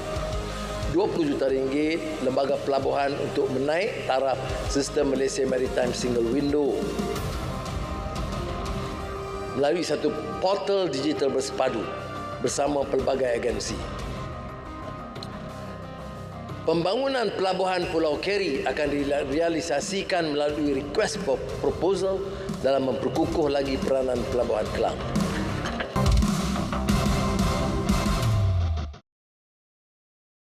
Sebelum berkahwin, saya selalu mencari hotel-hotel berpatutan untuk pergi bercuti. Setelah berkeluarga, merancang perbelanjaan rumah menjadi keutamaan. Dengan harga barang yang selalu berubah, memang susah nak rancang perbelanjaan. Tidak lagi setelah menggunakan Price Catcher. Dengan memaparkan harga terkini lebih 400 barangan keperluan, pilih saja barang yang hendak dibeli. Kemudian, pilih premis yang menawarkan harga berpatutan. Price Catcher juga memberikan maklumat pandu arah ke premis yang dipilih. Mudah je kan? Rancang perbelanjaan anda. Harga barang, Price Catcher.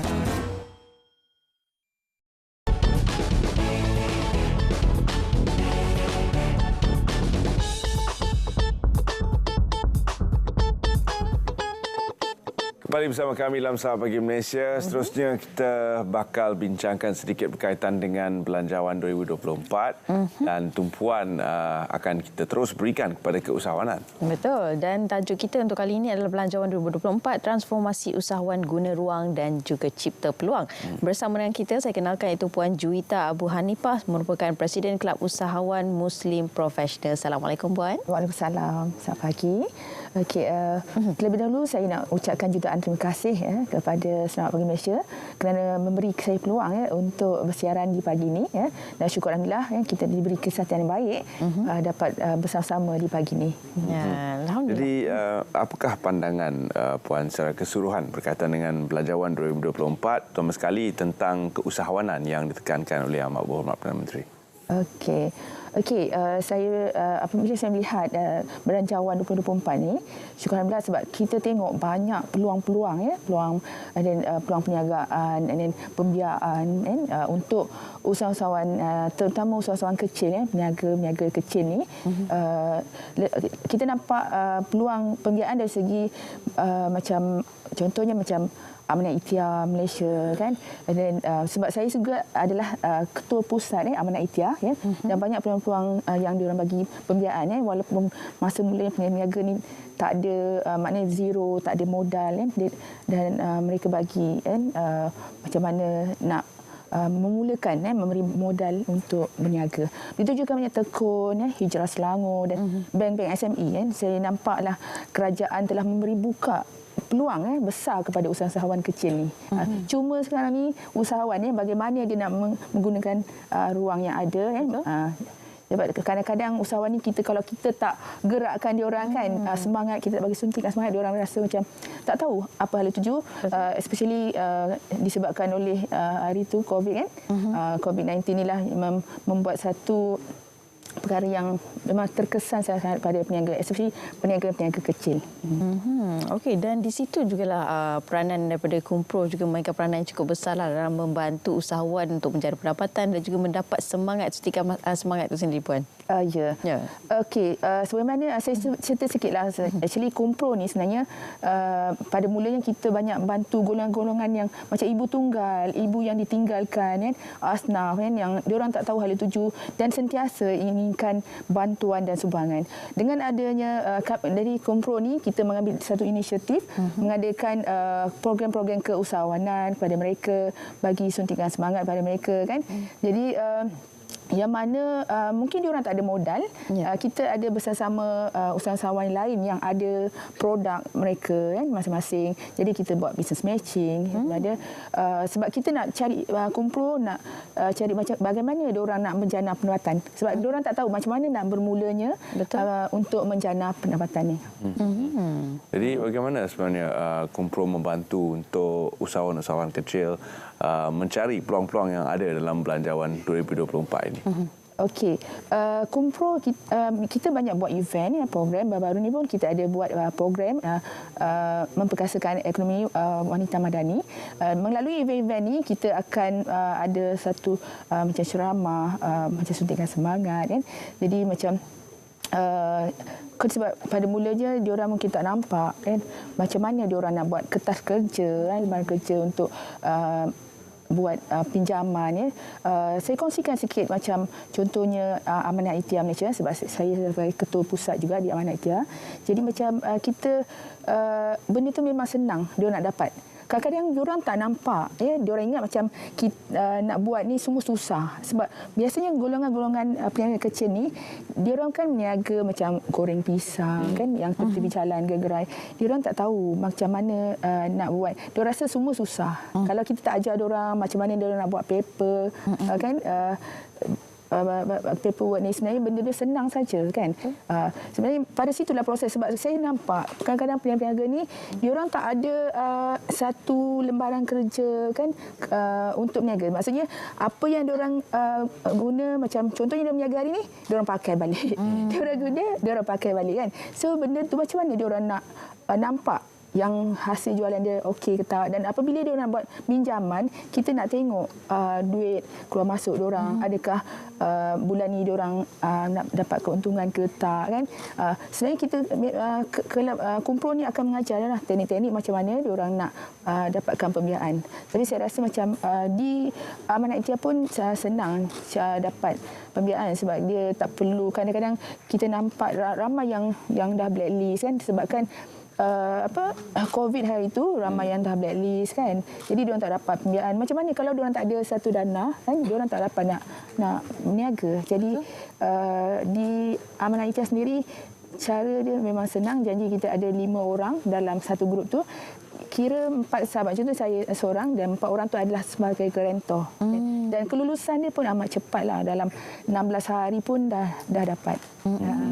Okey, banyak sebenarnya ilmu yang akan diberikan oleh Kumpul sebenarnya kan. Yang mungkin usaha-usaha peniaga kecil dia tak tahu sebenarnya. Dia rasa semua benda susah sebab sebenarnya dia orang yang nak kena menggerakkan. Dia orang kena cari peluang benda tu sebab ini bukan masanya untuk relax dan santai sebab memandangkan ekonomi yang sekarang ni kan. Jadi dia orang kena kejar dan cari peluang, dan kita sebagai Kumpul ni kena bagi semangat, sentiasa bagikan dia orang, suntikan semangat supaya dia orang sendiri bergerak. Sebab dia orang ni lain, mentaliti dia orang tak macam golongan usaha-usaha yang memang dah berjaya kan. Jadi dia orang ni sentiasa sikit dia orang down kan. Jadi kita kena semangatkan dia orang gerak balik. Kita kena push dia orang baru dia orang bergerak balik kan.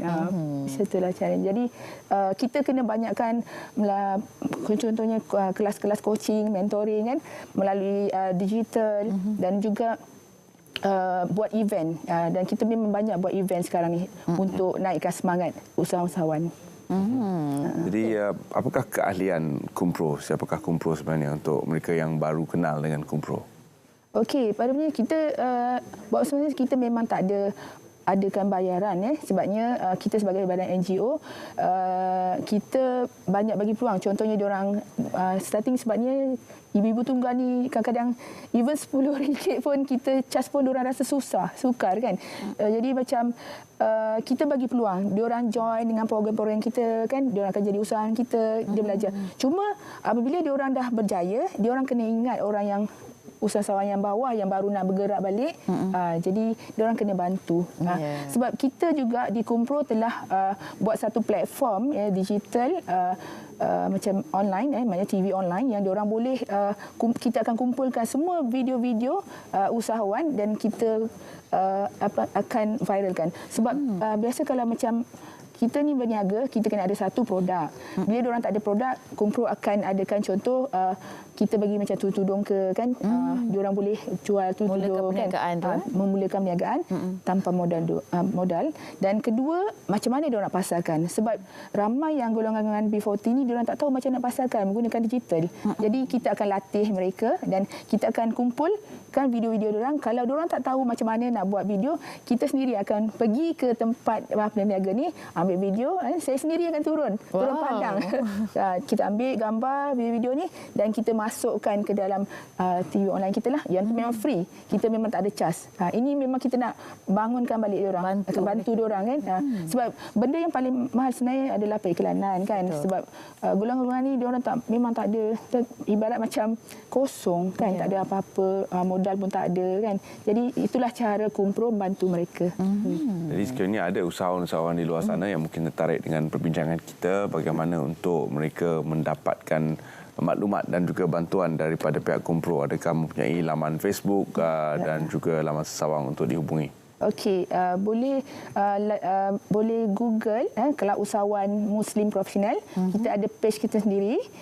Dan kita ada juga macam TV online lah, Perdana Wanita. Kat situ memang kita bagi percuma saja. Memang kita tak ada cas, memang khas untuk golongan-golongan yang maksudnya yang susah ni, golongan B40. Terutama kita fokus pada golongan wanita.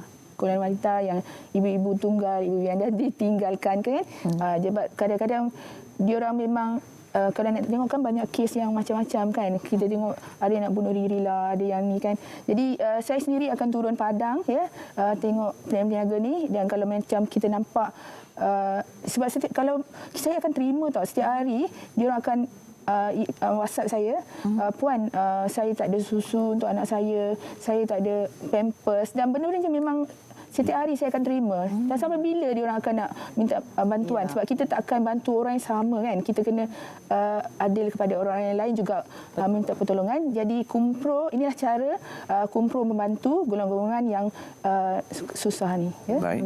Terima kasih kita ucapkan kepada Puan Juwita kerana sudi bersama kami dalam Selamat Pagi Malaysia untuk menceritakan bagaimana Kumpro membantu usahawan-usahawan dalam pada mereka mendepani suasana ekonomi yang mencabar dan juga pembaharuan dibaharui melalui Belanjawan 2024. Dan seterusnya kita akan bersama dengan rakan tugas kita Lydia yang telah pun berada di Sarawak untuk laporan seterusnya. Dan kita nak berkongsi berkenaan dengan apa yang menarik di Cerita Pagi Sarawak bersama dengan rakan kami yang telah pun bersedia, Lydia. Silakan. Assalamualaikum dan salam Malaysia Madani. Terima kasih Terence dan Raja Sufia yang kini berada di studio Selamat Pagi Malaysia, dan sekarang ini saya berada di Pustaka Negeri Sarawak Kuching.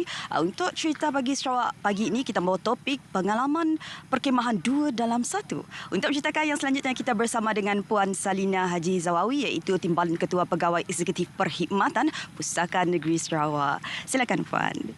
Assalamualaikum Puan. Waalaikumsalam warahmatullahi. Okey Puan, boleh kongsikan dengan penonton Selamat Pagi Malaysia tentang konsep pengalaman perkhemahan 2 dalam 1 ini?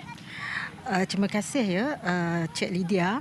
Untuk konsep perkhemahan 2 dalam 1 pada tahun ini adalah anjuran pustaka secara tahunan, dan konsepnya adalah konsep perkhemahan ilmu dan family camping. Knowledge Camp and Family Camping, yang mana kita mengetengahkan konsep The Sustainable Me, kelestarian saya yang lestari, kelestarian dalam diri saya. Jadi konsepnya adalah konsep luar darjah kepada murid-murid ataupun pelajar-pelajar yang kita undang, dan kita menggalakkan, memupuk mereka supaya mempunyai motivasi diri, mempunyai skill dan juga semangat kerjasama, dan memupuk nilai-nilai murni di antara mereka. Dan ini adalah perkhemahan 2 hari 1 malam kepada pelajar-pelajar dan juga kepada keluarga-keluarga mengikuti camping kita pada kali ini. Okey, baik. Bagaimana pula aktiviti seumpama ini diterapkan dalam setiap peserta yang terlibat? Okey, dalam camping kali ini kita ada beberapa komandan camping dan juga mentor-mentor. Jadi mereka ini kita pecahkan kepada beberapa modul lah, seperti contohnya modul dari segi kemahiran, modul dari segi permainan dan sebagainya, yang mana mereka ini diserapkan dengan modul-modul begini supaya mereka boleh bekerjasama, mereka boleh sesuatu pengalaman yang menyeronokkan bagi pelajar-pelajar dan juga keluarga-keluarga yang berada di sini selama 2 hari 1 malam. Baik, dan kongsikan juga pengalaman yang tidak dapat dilupakan oleh para peserta. Okey, program ini adalah, kalau kita lihat knowledge camp ini, program ini adalah program tahunan, dan kalau kita lihat daripada setiap tahun pelajar-pelajar begitu seronok, dan mereka mengatakan bahawa program ini berjaya memupuk diri mereka supaya menjadi lebih berani, bekerjasama dan lebih cekal dalam menghadapi sesuatu permasalahan yang kita bagikan, supaya mereka boleh berani bercakap sendiri dan sebagainya. Itu adalah salah satu daripada pengalaman menyeronokkan mereka, dan juga mereka mengatakan bahawa di sini mereka berjumpa dengan rakan-rakan lain. Okay? Ia adalah satu konsep yang agak baru bagi kita di sini, pembelajaran di luar bilik darjah, tetapi dengan modul-modul yang tertentu yang kita serapkan kepada mereka. Baik, dan akhir kata Puan untuk pagi ini. Akhir kata, kita menyeru supaya masyarakat tidak melihat perpustakaan ini sebagai hanya books and reading materials, tetapi perpustakaan ini adalah satu gedung ilmu yang mana ia bersifat inklusif. Semua masyarakat harus menjadikan perpustakaan ini sebagai satu gedung ilmu, dan aktiviti-aktiviti yang dilaksanakan ini tidak hanya dengan setakat membaca, tetapi membaca dalam pelbagai inisiatif, pelbagai cara, kerana reading ini adalah sesuatu yang general, universal, dan it should have the inclusivity for all people. Yep. Okey, terima kasih Puan kerana sudah berkongsi untuk Cerita Pagi Sarawak pagi ini, dan itu saja saya dapat bawakan. Kembali kepada rakan setugas di Studio Selamat Pagi Malaysia. Silakan.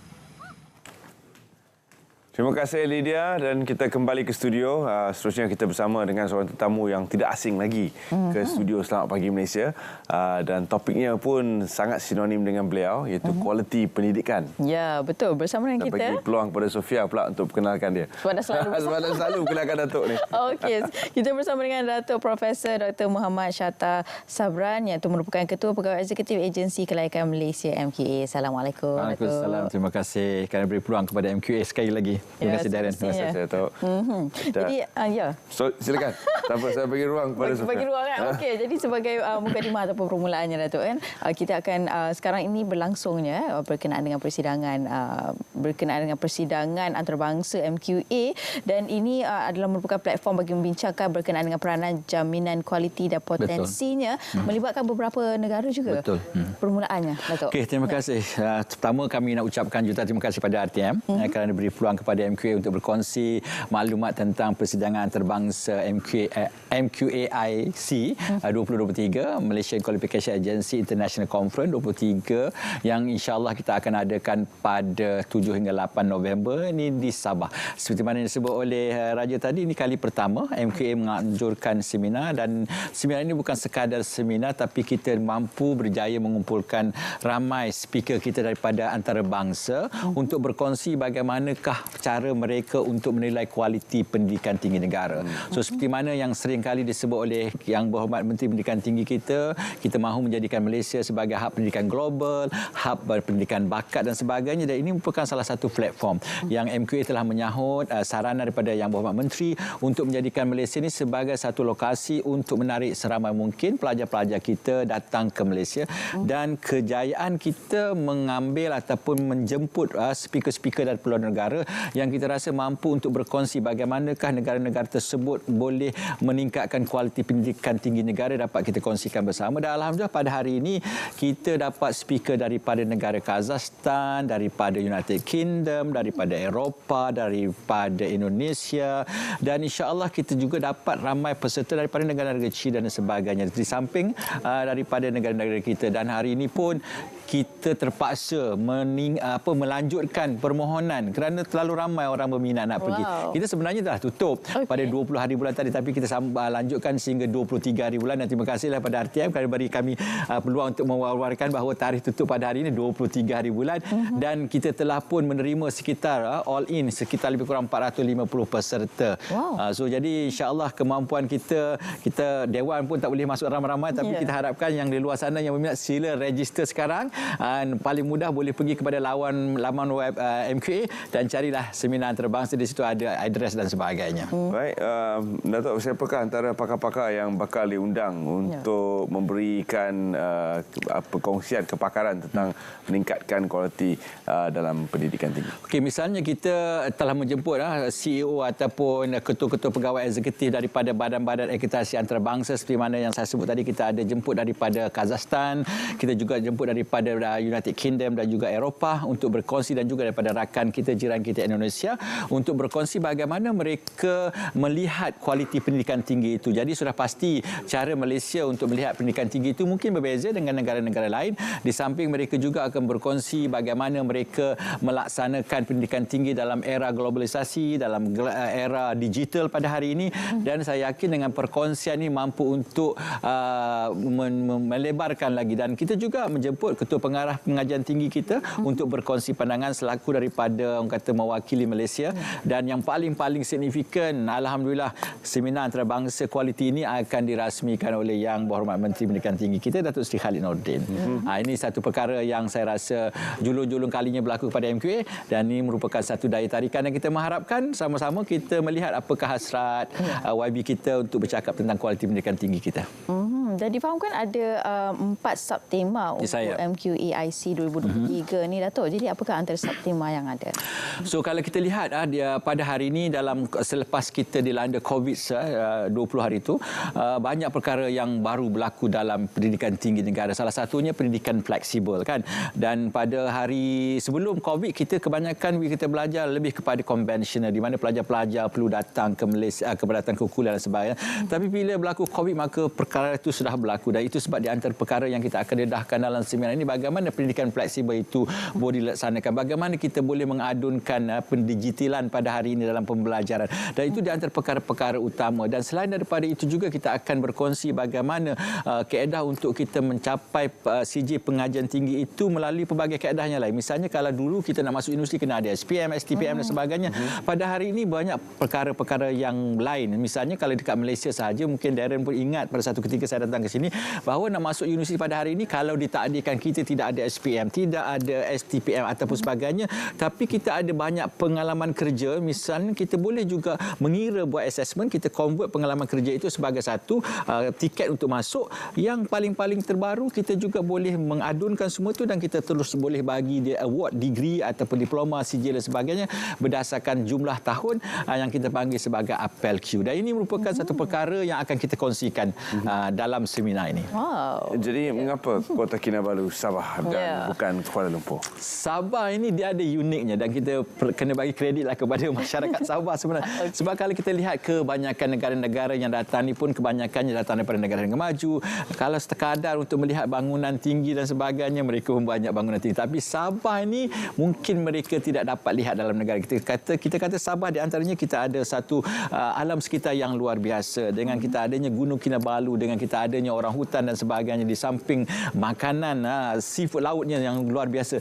Dan ini bukan sahaja menjadi daya tarikan orang luar negara, orang Malaysia juga selalu pergi ke Sabah atas sebab-sebab itu. Jadi insya-Allah selain daripada matlamat dan objektif kita punya seminar antarabangsa ini, kita juga menggunakan Sabah sebagai satu daya tarikan, dan saya rasa itu di antara mungkin faktor-faktor di mana kami terpaksa melanjutkan lagi tarikh pendaftaran daripada 20 kepada 23. Panjang tarikh yang dilanjutkan tu kan. Dan apakah harapan Datuk dan sasaran untuk persidangan yang bakal berlangsung ini? Harapan kita akan cuba sebaik mungkin selaku badan tunggal akreditasi dalam negara, kita mampu untuk membantu kementerian kita mampu untuk membantu negara kita untuk melonjakkan ataupun memberikan gambaran bahawa Malaysia merupakan sebuah negara yang mampu menawarkan kualiti pendidikan tinggi yang terbaik dalam dunia.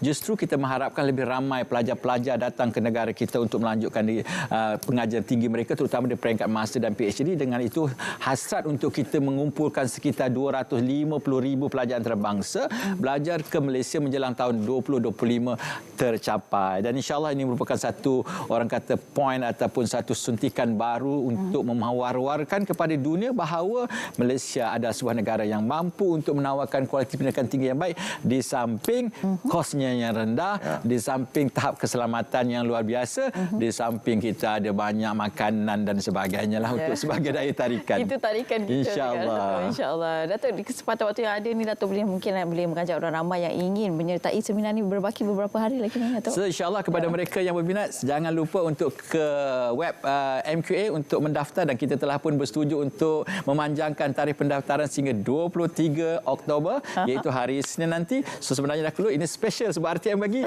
Kita tambah untuk 23 hari bulan. Dan jangan lupa untuk kita berkongsi dan jangan lupa untuk kita melihat bagaimanakah hebatnya kualiti pendidikan tinggi negara kita di pesada nasional dan juga antarabangsa. Itu yang kita harapkan, supaya pendidikan tinggi negara lebih mencapai tahap piawaian antarabangsa. Yang kita inginkan adalah juga limpahan daripada itu, iaitu tarikkan pelajar-pelajar asing masuk ke dalam Malaysia untuk menjadikan Malaysia sebagai hub pendidikan tinggi. Betul. Baik, terima kasih kami ucapkan kepada Datuk Profesor Dr. Muhammad Shatta Sabran, merupakan Ketua Pegawai Eksekutif Agensi Kelayakan Malaysia MQA. Terima kasih Raja, terima kasih Darren. Terima kasih, Datuk. InsyaAllah jumpa lagi. InsyaAllah. Dengan tajuk-tajuk yang lain. Dengan tajuk-tajuk pendidikan yang lain. Okey, baik, dan seterusnya kita ada satu kisah yang ingin kami kongsi kepada anda berkenaan dengan Hari Makanan Sedunia oleh Yayasan Kebajikan Budi Mas, dan rakan kita ataupun selaku penerbit yang telah pun menyediakan laporan tersebut adalah Akmal Aziz yang telah pun menyediakan laporan yang terbaik untuk anda semua. Silakan.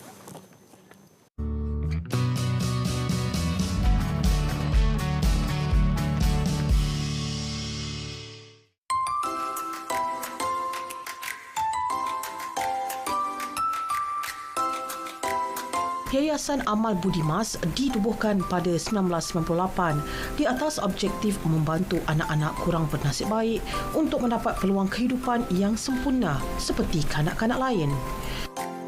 Ia merangkumi 3 cabang utama, iaitu tabung rumah kebajikan Budi Mas, tabung kebajikan makanan Budi Mas dan tabung pendidikan Budi Mas yang mengenengahkan isu keperluan asas manusia.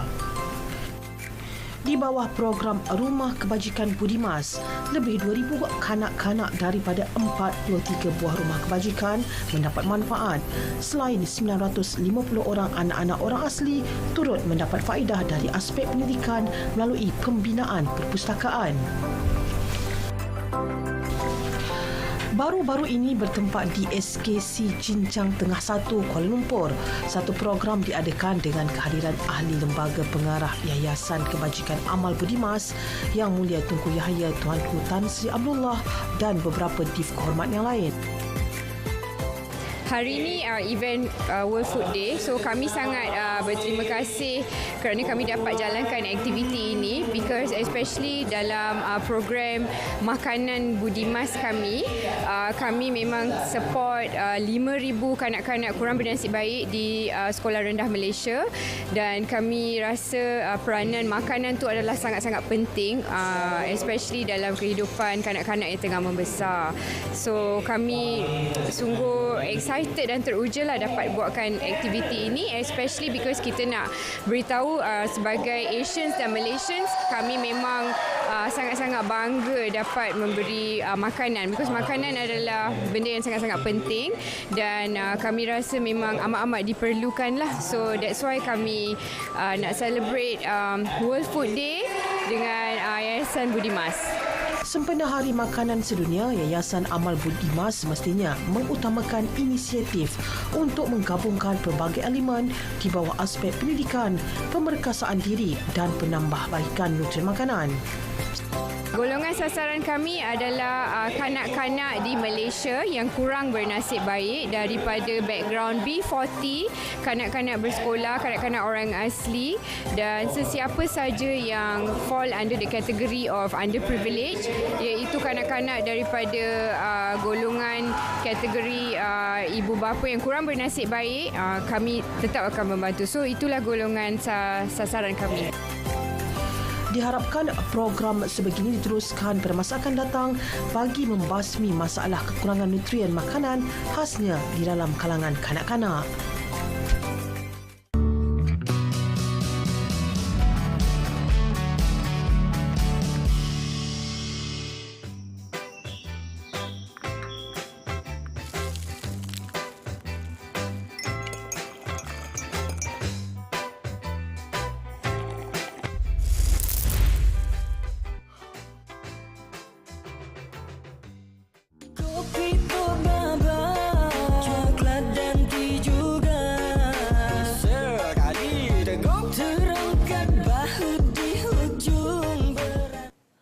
Wow, minuman premium ya yang dijanjikan oleh promosi package yang menarik ini semuanya kopi Tok Baba semestinya.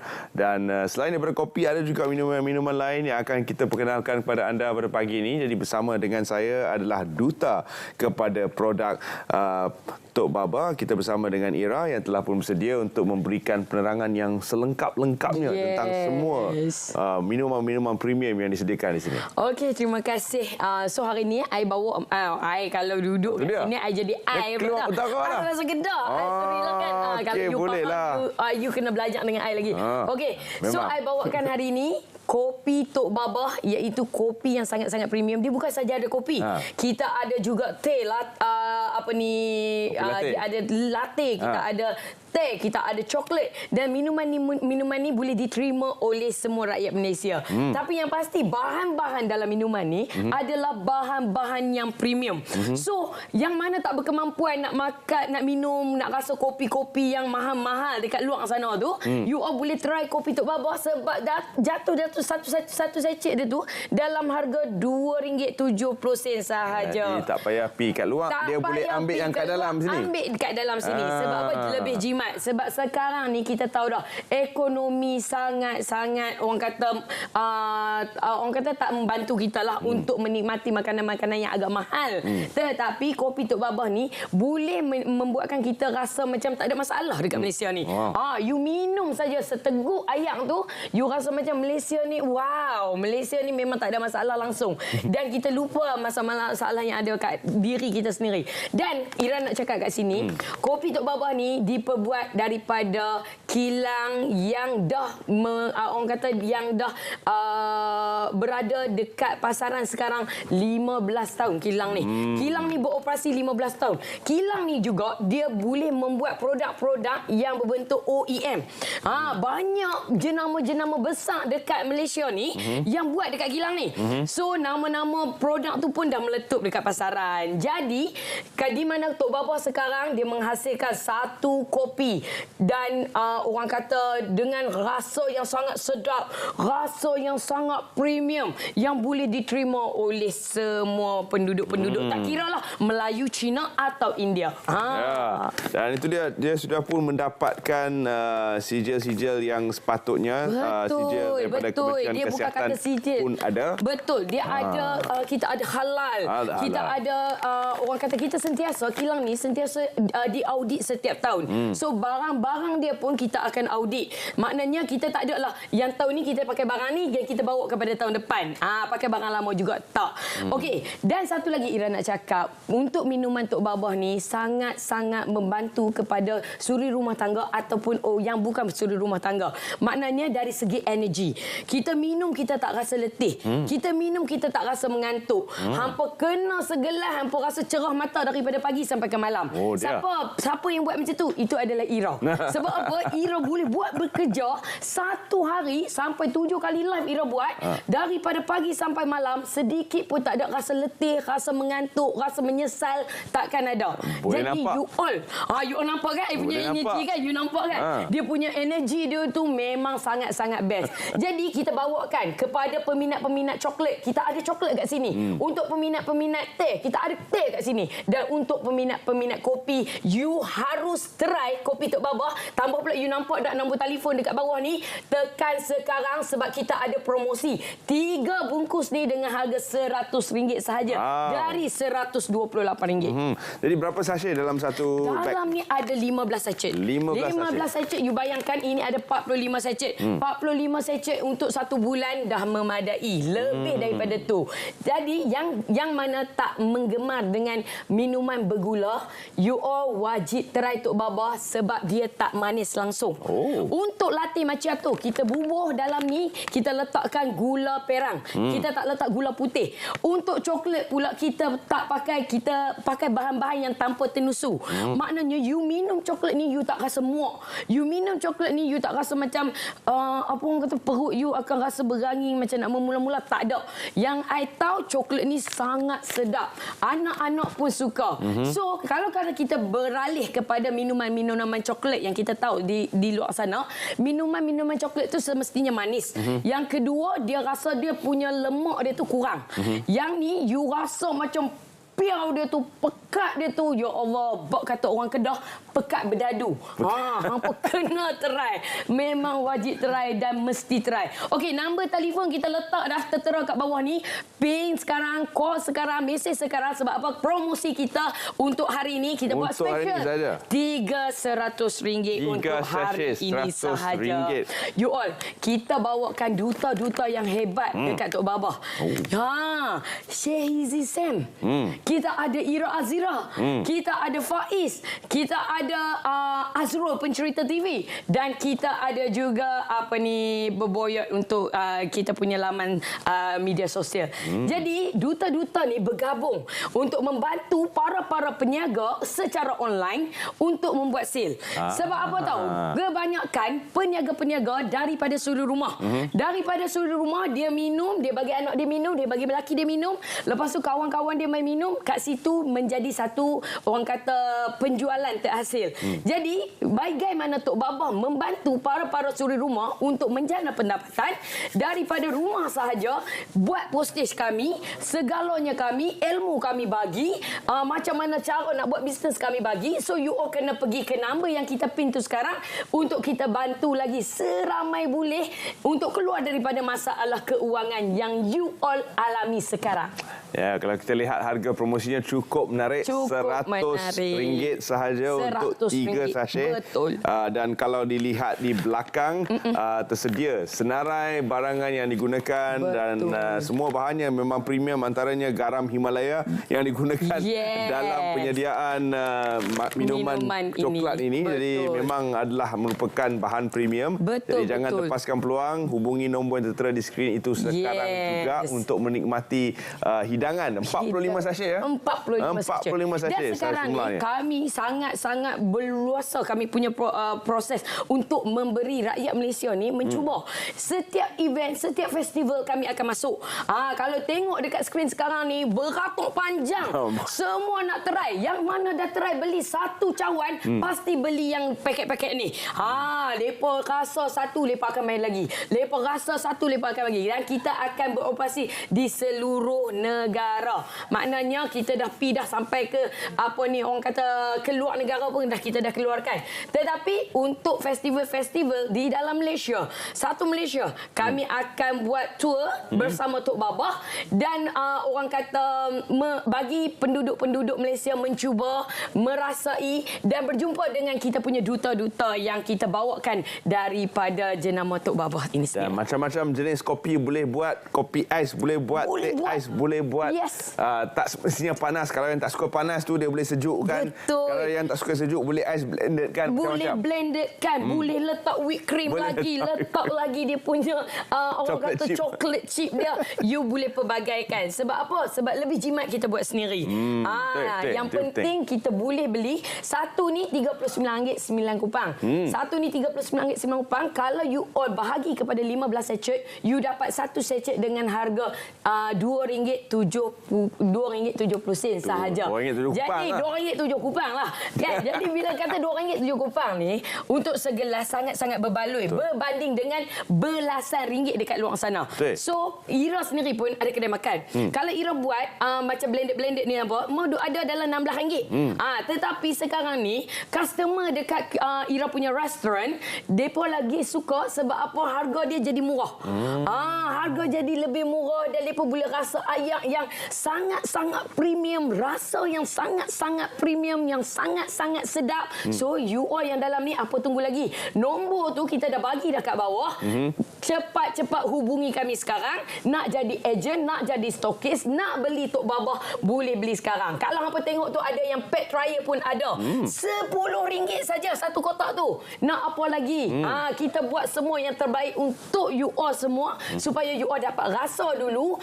Pet trial tu rasa dulu, minum sedap, kita beli yang besar, tak ada masalah. Yang besar pun murah juga. Yang besar murah. Sangat murah, RM39.9. Betul. Kalau kita guna promosi jadi lagi murah, RM100 untuk 3 pack. Betul. Jadi lagi jimat. Lagi jimat, lebih kurang lagi berpalut. RM33 ni. Betul. Lagi jimat tu dia. Jangan takut untuk beli ayat keluaran Tok Babah sebab 100% daripada kilang Bumi Putra. Yang pertama, yang kedua, kilang ni dah beroperasi lebih kurang 15 tahun. So jangan sekali-kali you all kata macam alah produk baru ni mesti duk tengah try. Jangan risau. Kita dah hasilkan banyak produk-produk berjenama di bawah kendalian apa ni First Grade Resources Environment Hard. Dan you all yang mana tak try lagi wajib try. Kak Ira tak mau cakap apa, Kak Ira tak mau claim yang lebih-lebih. Yang Kak Ira pasti sedap. Yang kedua tak manis, yang ketiga you all tak akan rasa muak. Siapa-siapa yang rasa macam nak pergi kerja pagi-pagi, rasa macam tak berdaya, letih, tak larat, you all kena secawan cerah mata daripada pagi sampai ke malam. Yang tu Kak Ira boleh janji. Sampai gelak kita punya kan. Tapi betul, dia kan bila minum tu satu orang kata hirup air tu, rasa dia akan keluar dan perkataan dari mulut adalah wow, sedap. Dia akan wow, sedap. Selalunya kopi orang tak suka sebab dia terlalu manis. Lepas tu pula kita ni ada penyakit macam-macam zaman lah. Penyakit ni. Jadi kita kena tak boleh makanlah produk-produk yang mengandungi gula yang banyak. Jadi Tok Babah ni buat dia punya rasa dia. Sangat-sangat berpuas hatilah. So kalau kata nak, kalau rasa sekali tu memang pasti nak lagi. Sampai saya main kat sini kan. Producer kata apa? Bawa dah lebih. Nak beli. Saya punya makeup artist kat sini pun dah beli. Producer kat sini pun beli. Sebab apa? Sebab kita bagi rasa, bagi try, minum memang sangat-sangat sedap. Ya, itu dia. Saya memang suka dengar Ira cakap sebab dia membuatkan saya rindu kampung. Betul. Orang belah sana aku tahu juga. Orang Penang lah, tapi dengar cakap memang rindu kampung lah. Memang best. Sebab apa tahu? Siapa jadi ejen stokis kami, Ira buat live sehari 7 kali. Ira buat live sehari 7 kali. Mereka boleh masuk live dekat duta-duta punya live. Mereka boleh mempromotkan diri mereka sendiri. Mereka boleh kata, dapatkan daripada saya apa semua. Dan kita akan ajaklah macam mana you all nak buat macam tu melalui rumah. Hanya gunakan phone daripada you all tengok saya buat live, duk masak ke, duk minum ke, duk makan ke. Hampa boleh sama-sama order dekat nombor yang kita pin tu. Macam itulah customer akan order dekat hampa juga. Itu dia. Terima kasih Ira kerana sudi bersama kami dalam Selamat Pagi Malaysia dan membawakan berita baik. Pakej yang dibawakan oleh Kopi Tok Babah dan juga jenama Tok Babah. Dapatkan sekarang RM100 untuk 3 bungkus besar ni. Satu 15 sachet. 45 sachet semuanya. Jadi jangan saja tengok nombor kat bawah. Tekan sekarang, lagi kita sendiri akan reply ke hampa. Kita akan bagi yang terbaik. Terima kasih sekali lagi kita ucapkan Ira dan kita akan berehat seketika untuk beri laluan kepada rakan kita di Selangor untuk cerita Selamat Pagi Selangor dan kita akan kembali bersama anda selepas ini dalam Selamat Pagi Malaysia. Jangan ke mana-mana. Bantuan Kapal Gaza ini sebentar saja lagi. Namun sebelum itu juga untuk saya nak mempersiapkan. Baiklah Terence, ketika ini saya berada di Karangkraf Shah Alam di mana hari ini berlangsungnya Quran Hour for Gaza dan untuk makluman hari ini telah berlangsung bermula pada pukul 8.30 pagi tadi dan untuk itu kita terus sahaja bersama dengan Datuk Husamuddin Yaakob yang merupakan pengasas Yayasan Warisan Ummah Ikhlas. Assalamualaikum Datuk. Waalaikumsalam warahmatullahi wabarakatuh. Datuk, mengenai intipati yang diadakan program pada hari ini. Okey, sebenarnya ini merupakan sebuah refleksi, bukan sebuah demonstrasi. Jadi kita merasakan Gaza ini, masalah Gaza, masalah Israel, konflik ini berterusan berpuluh-puluh tahun kerana ada mesejnya yang Allah nak sampaikan. Maknanya Gaza bukan di Gaza saja. Gaza ni ada di mana-mana, dalam keluarga kita, dalam diri kita, dalam masyarakat kita, dalam negara kita, dalam dunia ini. Jadi dan kita harus mau nak reflect supaya kita mencari solusi yang jangka panjang, bukan setakat demo bersemangat. Ganyang Israel, ganyang hancurkan, derma RM100, lepas tu habis lupa.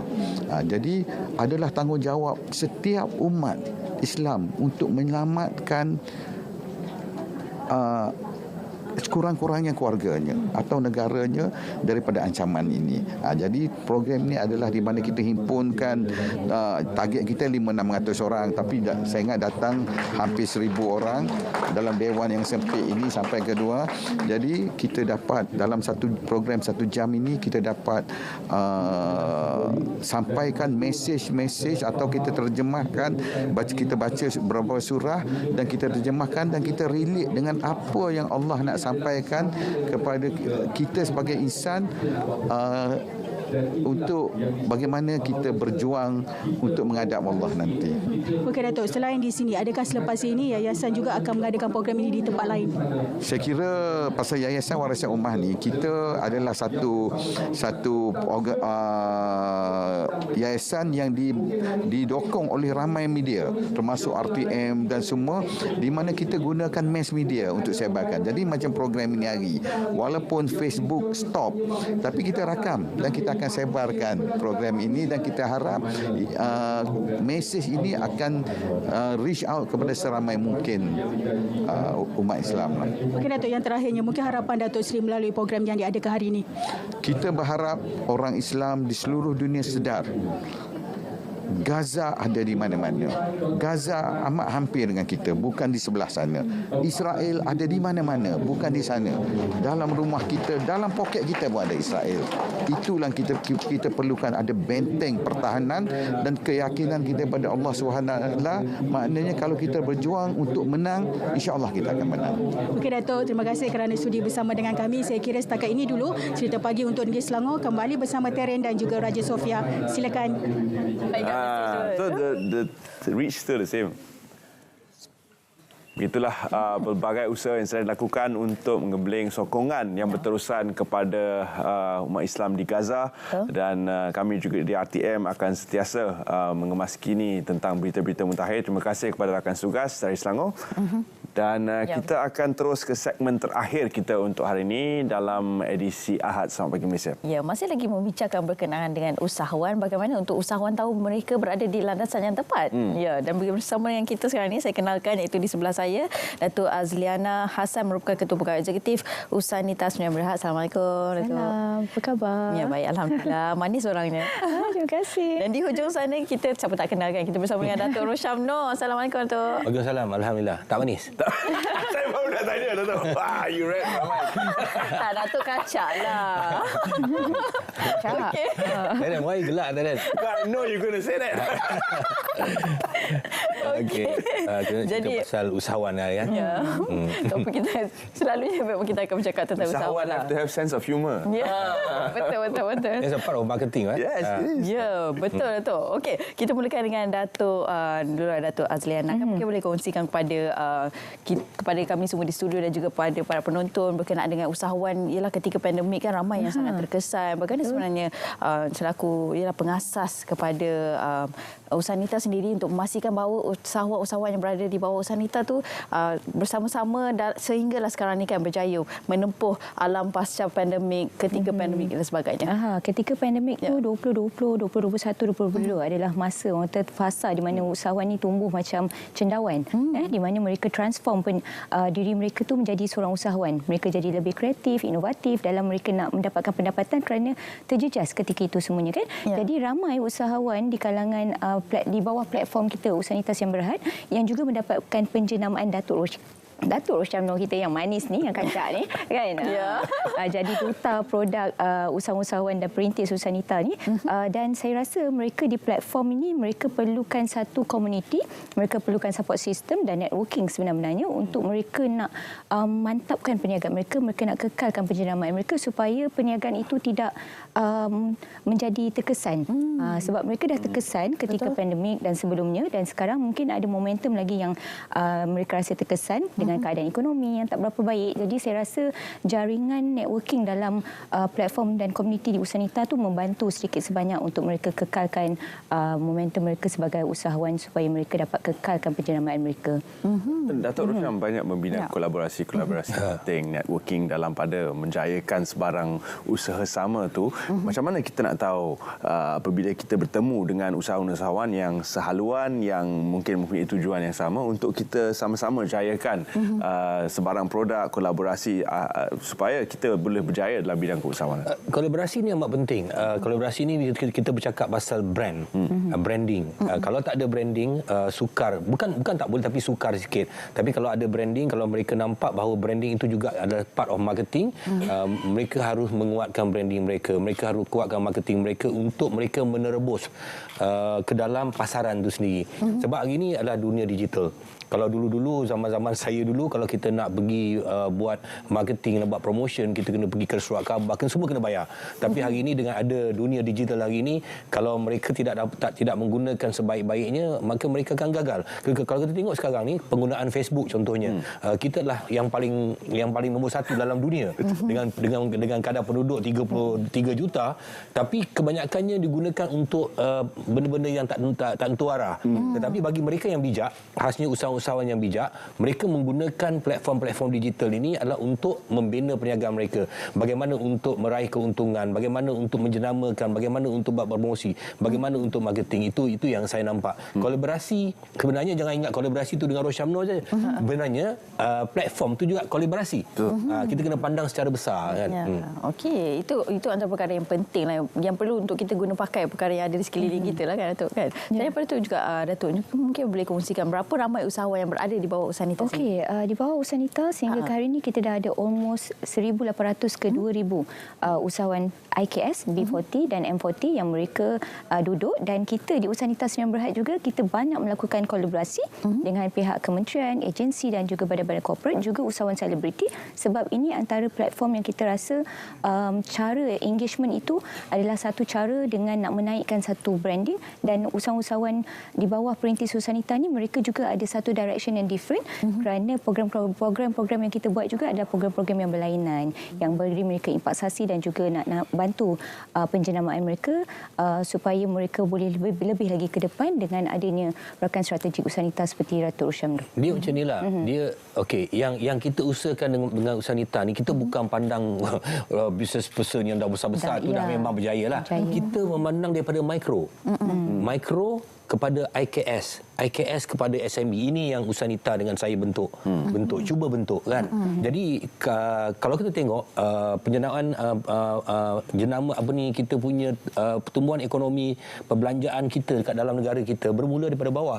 IKS mikro banyak membantu pertumbuhan ekonomi negara kita. Jangan kita ingat yang besar-besar tu bantu, tetapi yang bawah ni banyak bantu. Jadi kita menggalakkan lagi mikro, IKS, SME ini untuk tumbuh lebih banyak, dan mereka bernaung di bawah Usanita. Dan bayangkan boleh ke IKS ataupun mikro dapatkan khidmat duta?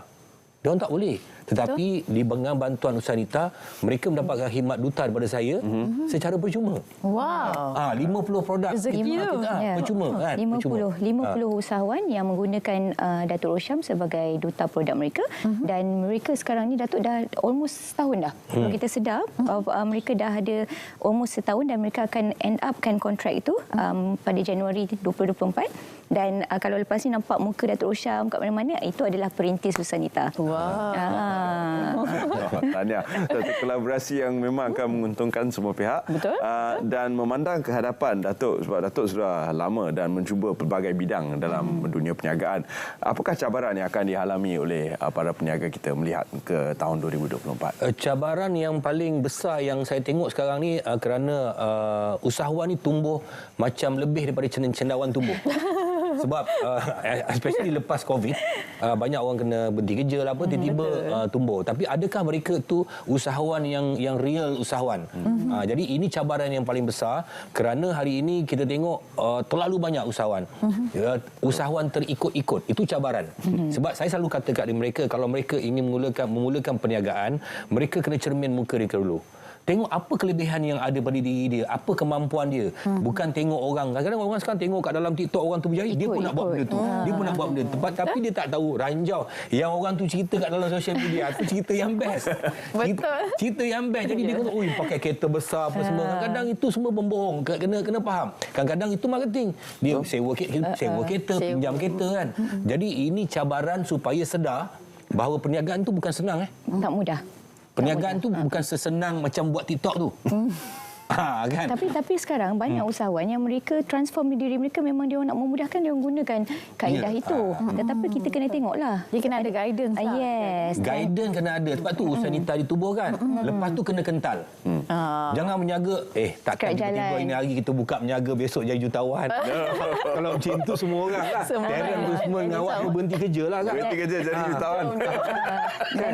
Dan usahawan juga mereka ada cabaran sekarang ni dalam era pendigitalan. Tak semua usahawan yang adapt dengan orang kata teknologi, arus perkembangan hari ini kan. Jadi itu antara cabaran juga kita di Usaha Nita, kerana kita nak mereka semua mahir dalam era teknologi supaya mereka boleh gunakan platform e-commerce online tu untuk perniagaan mereka.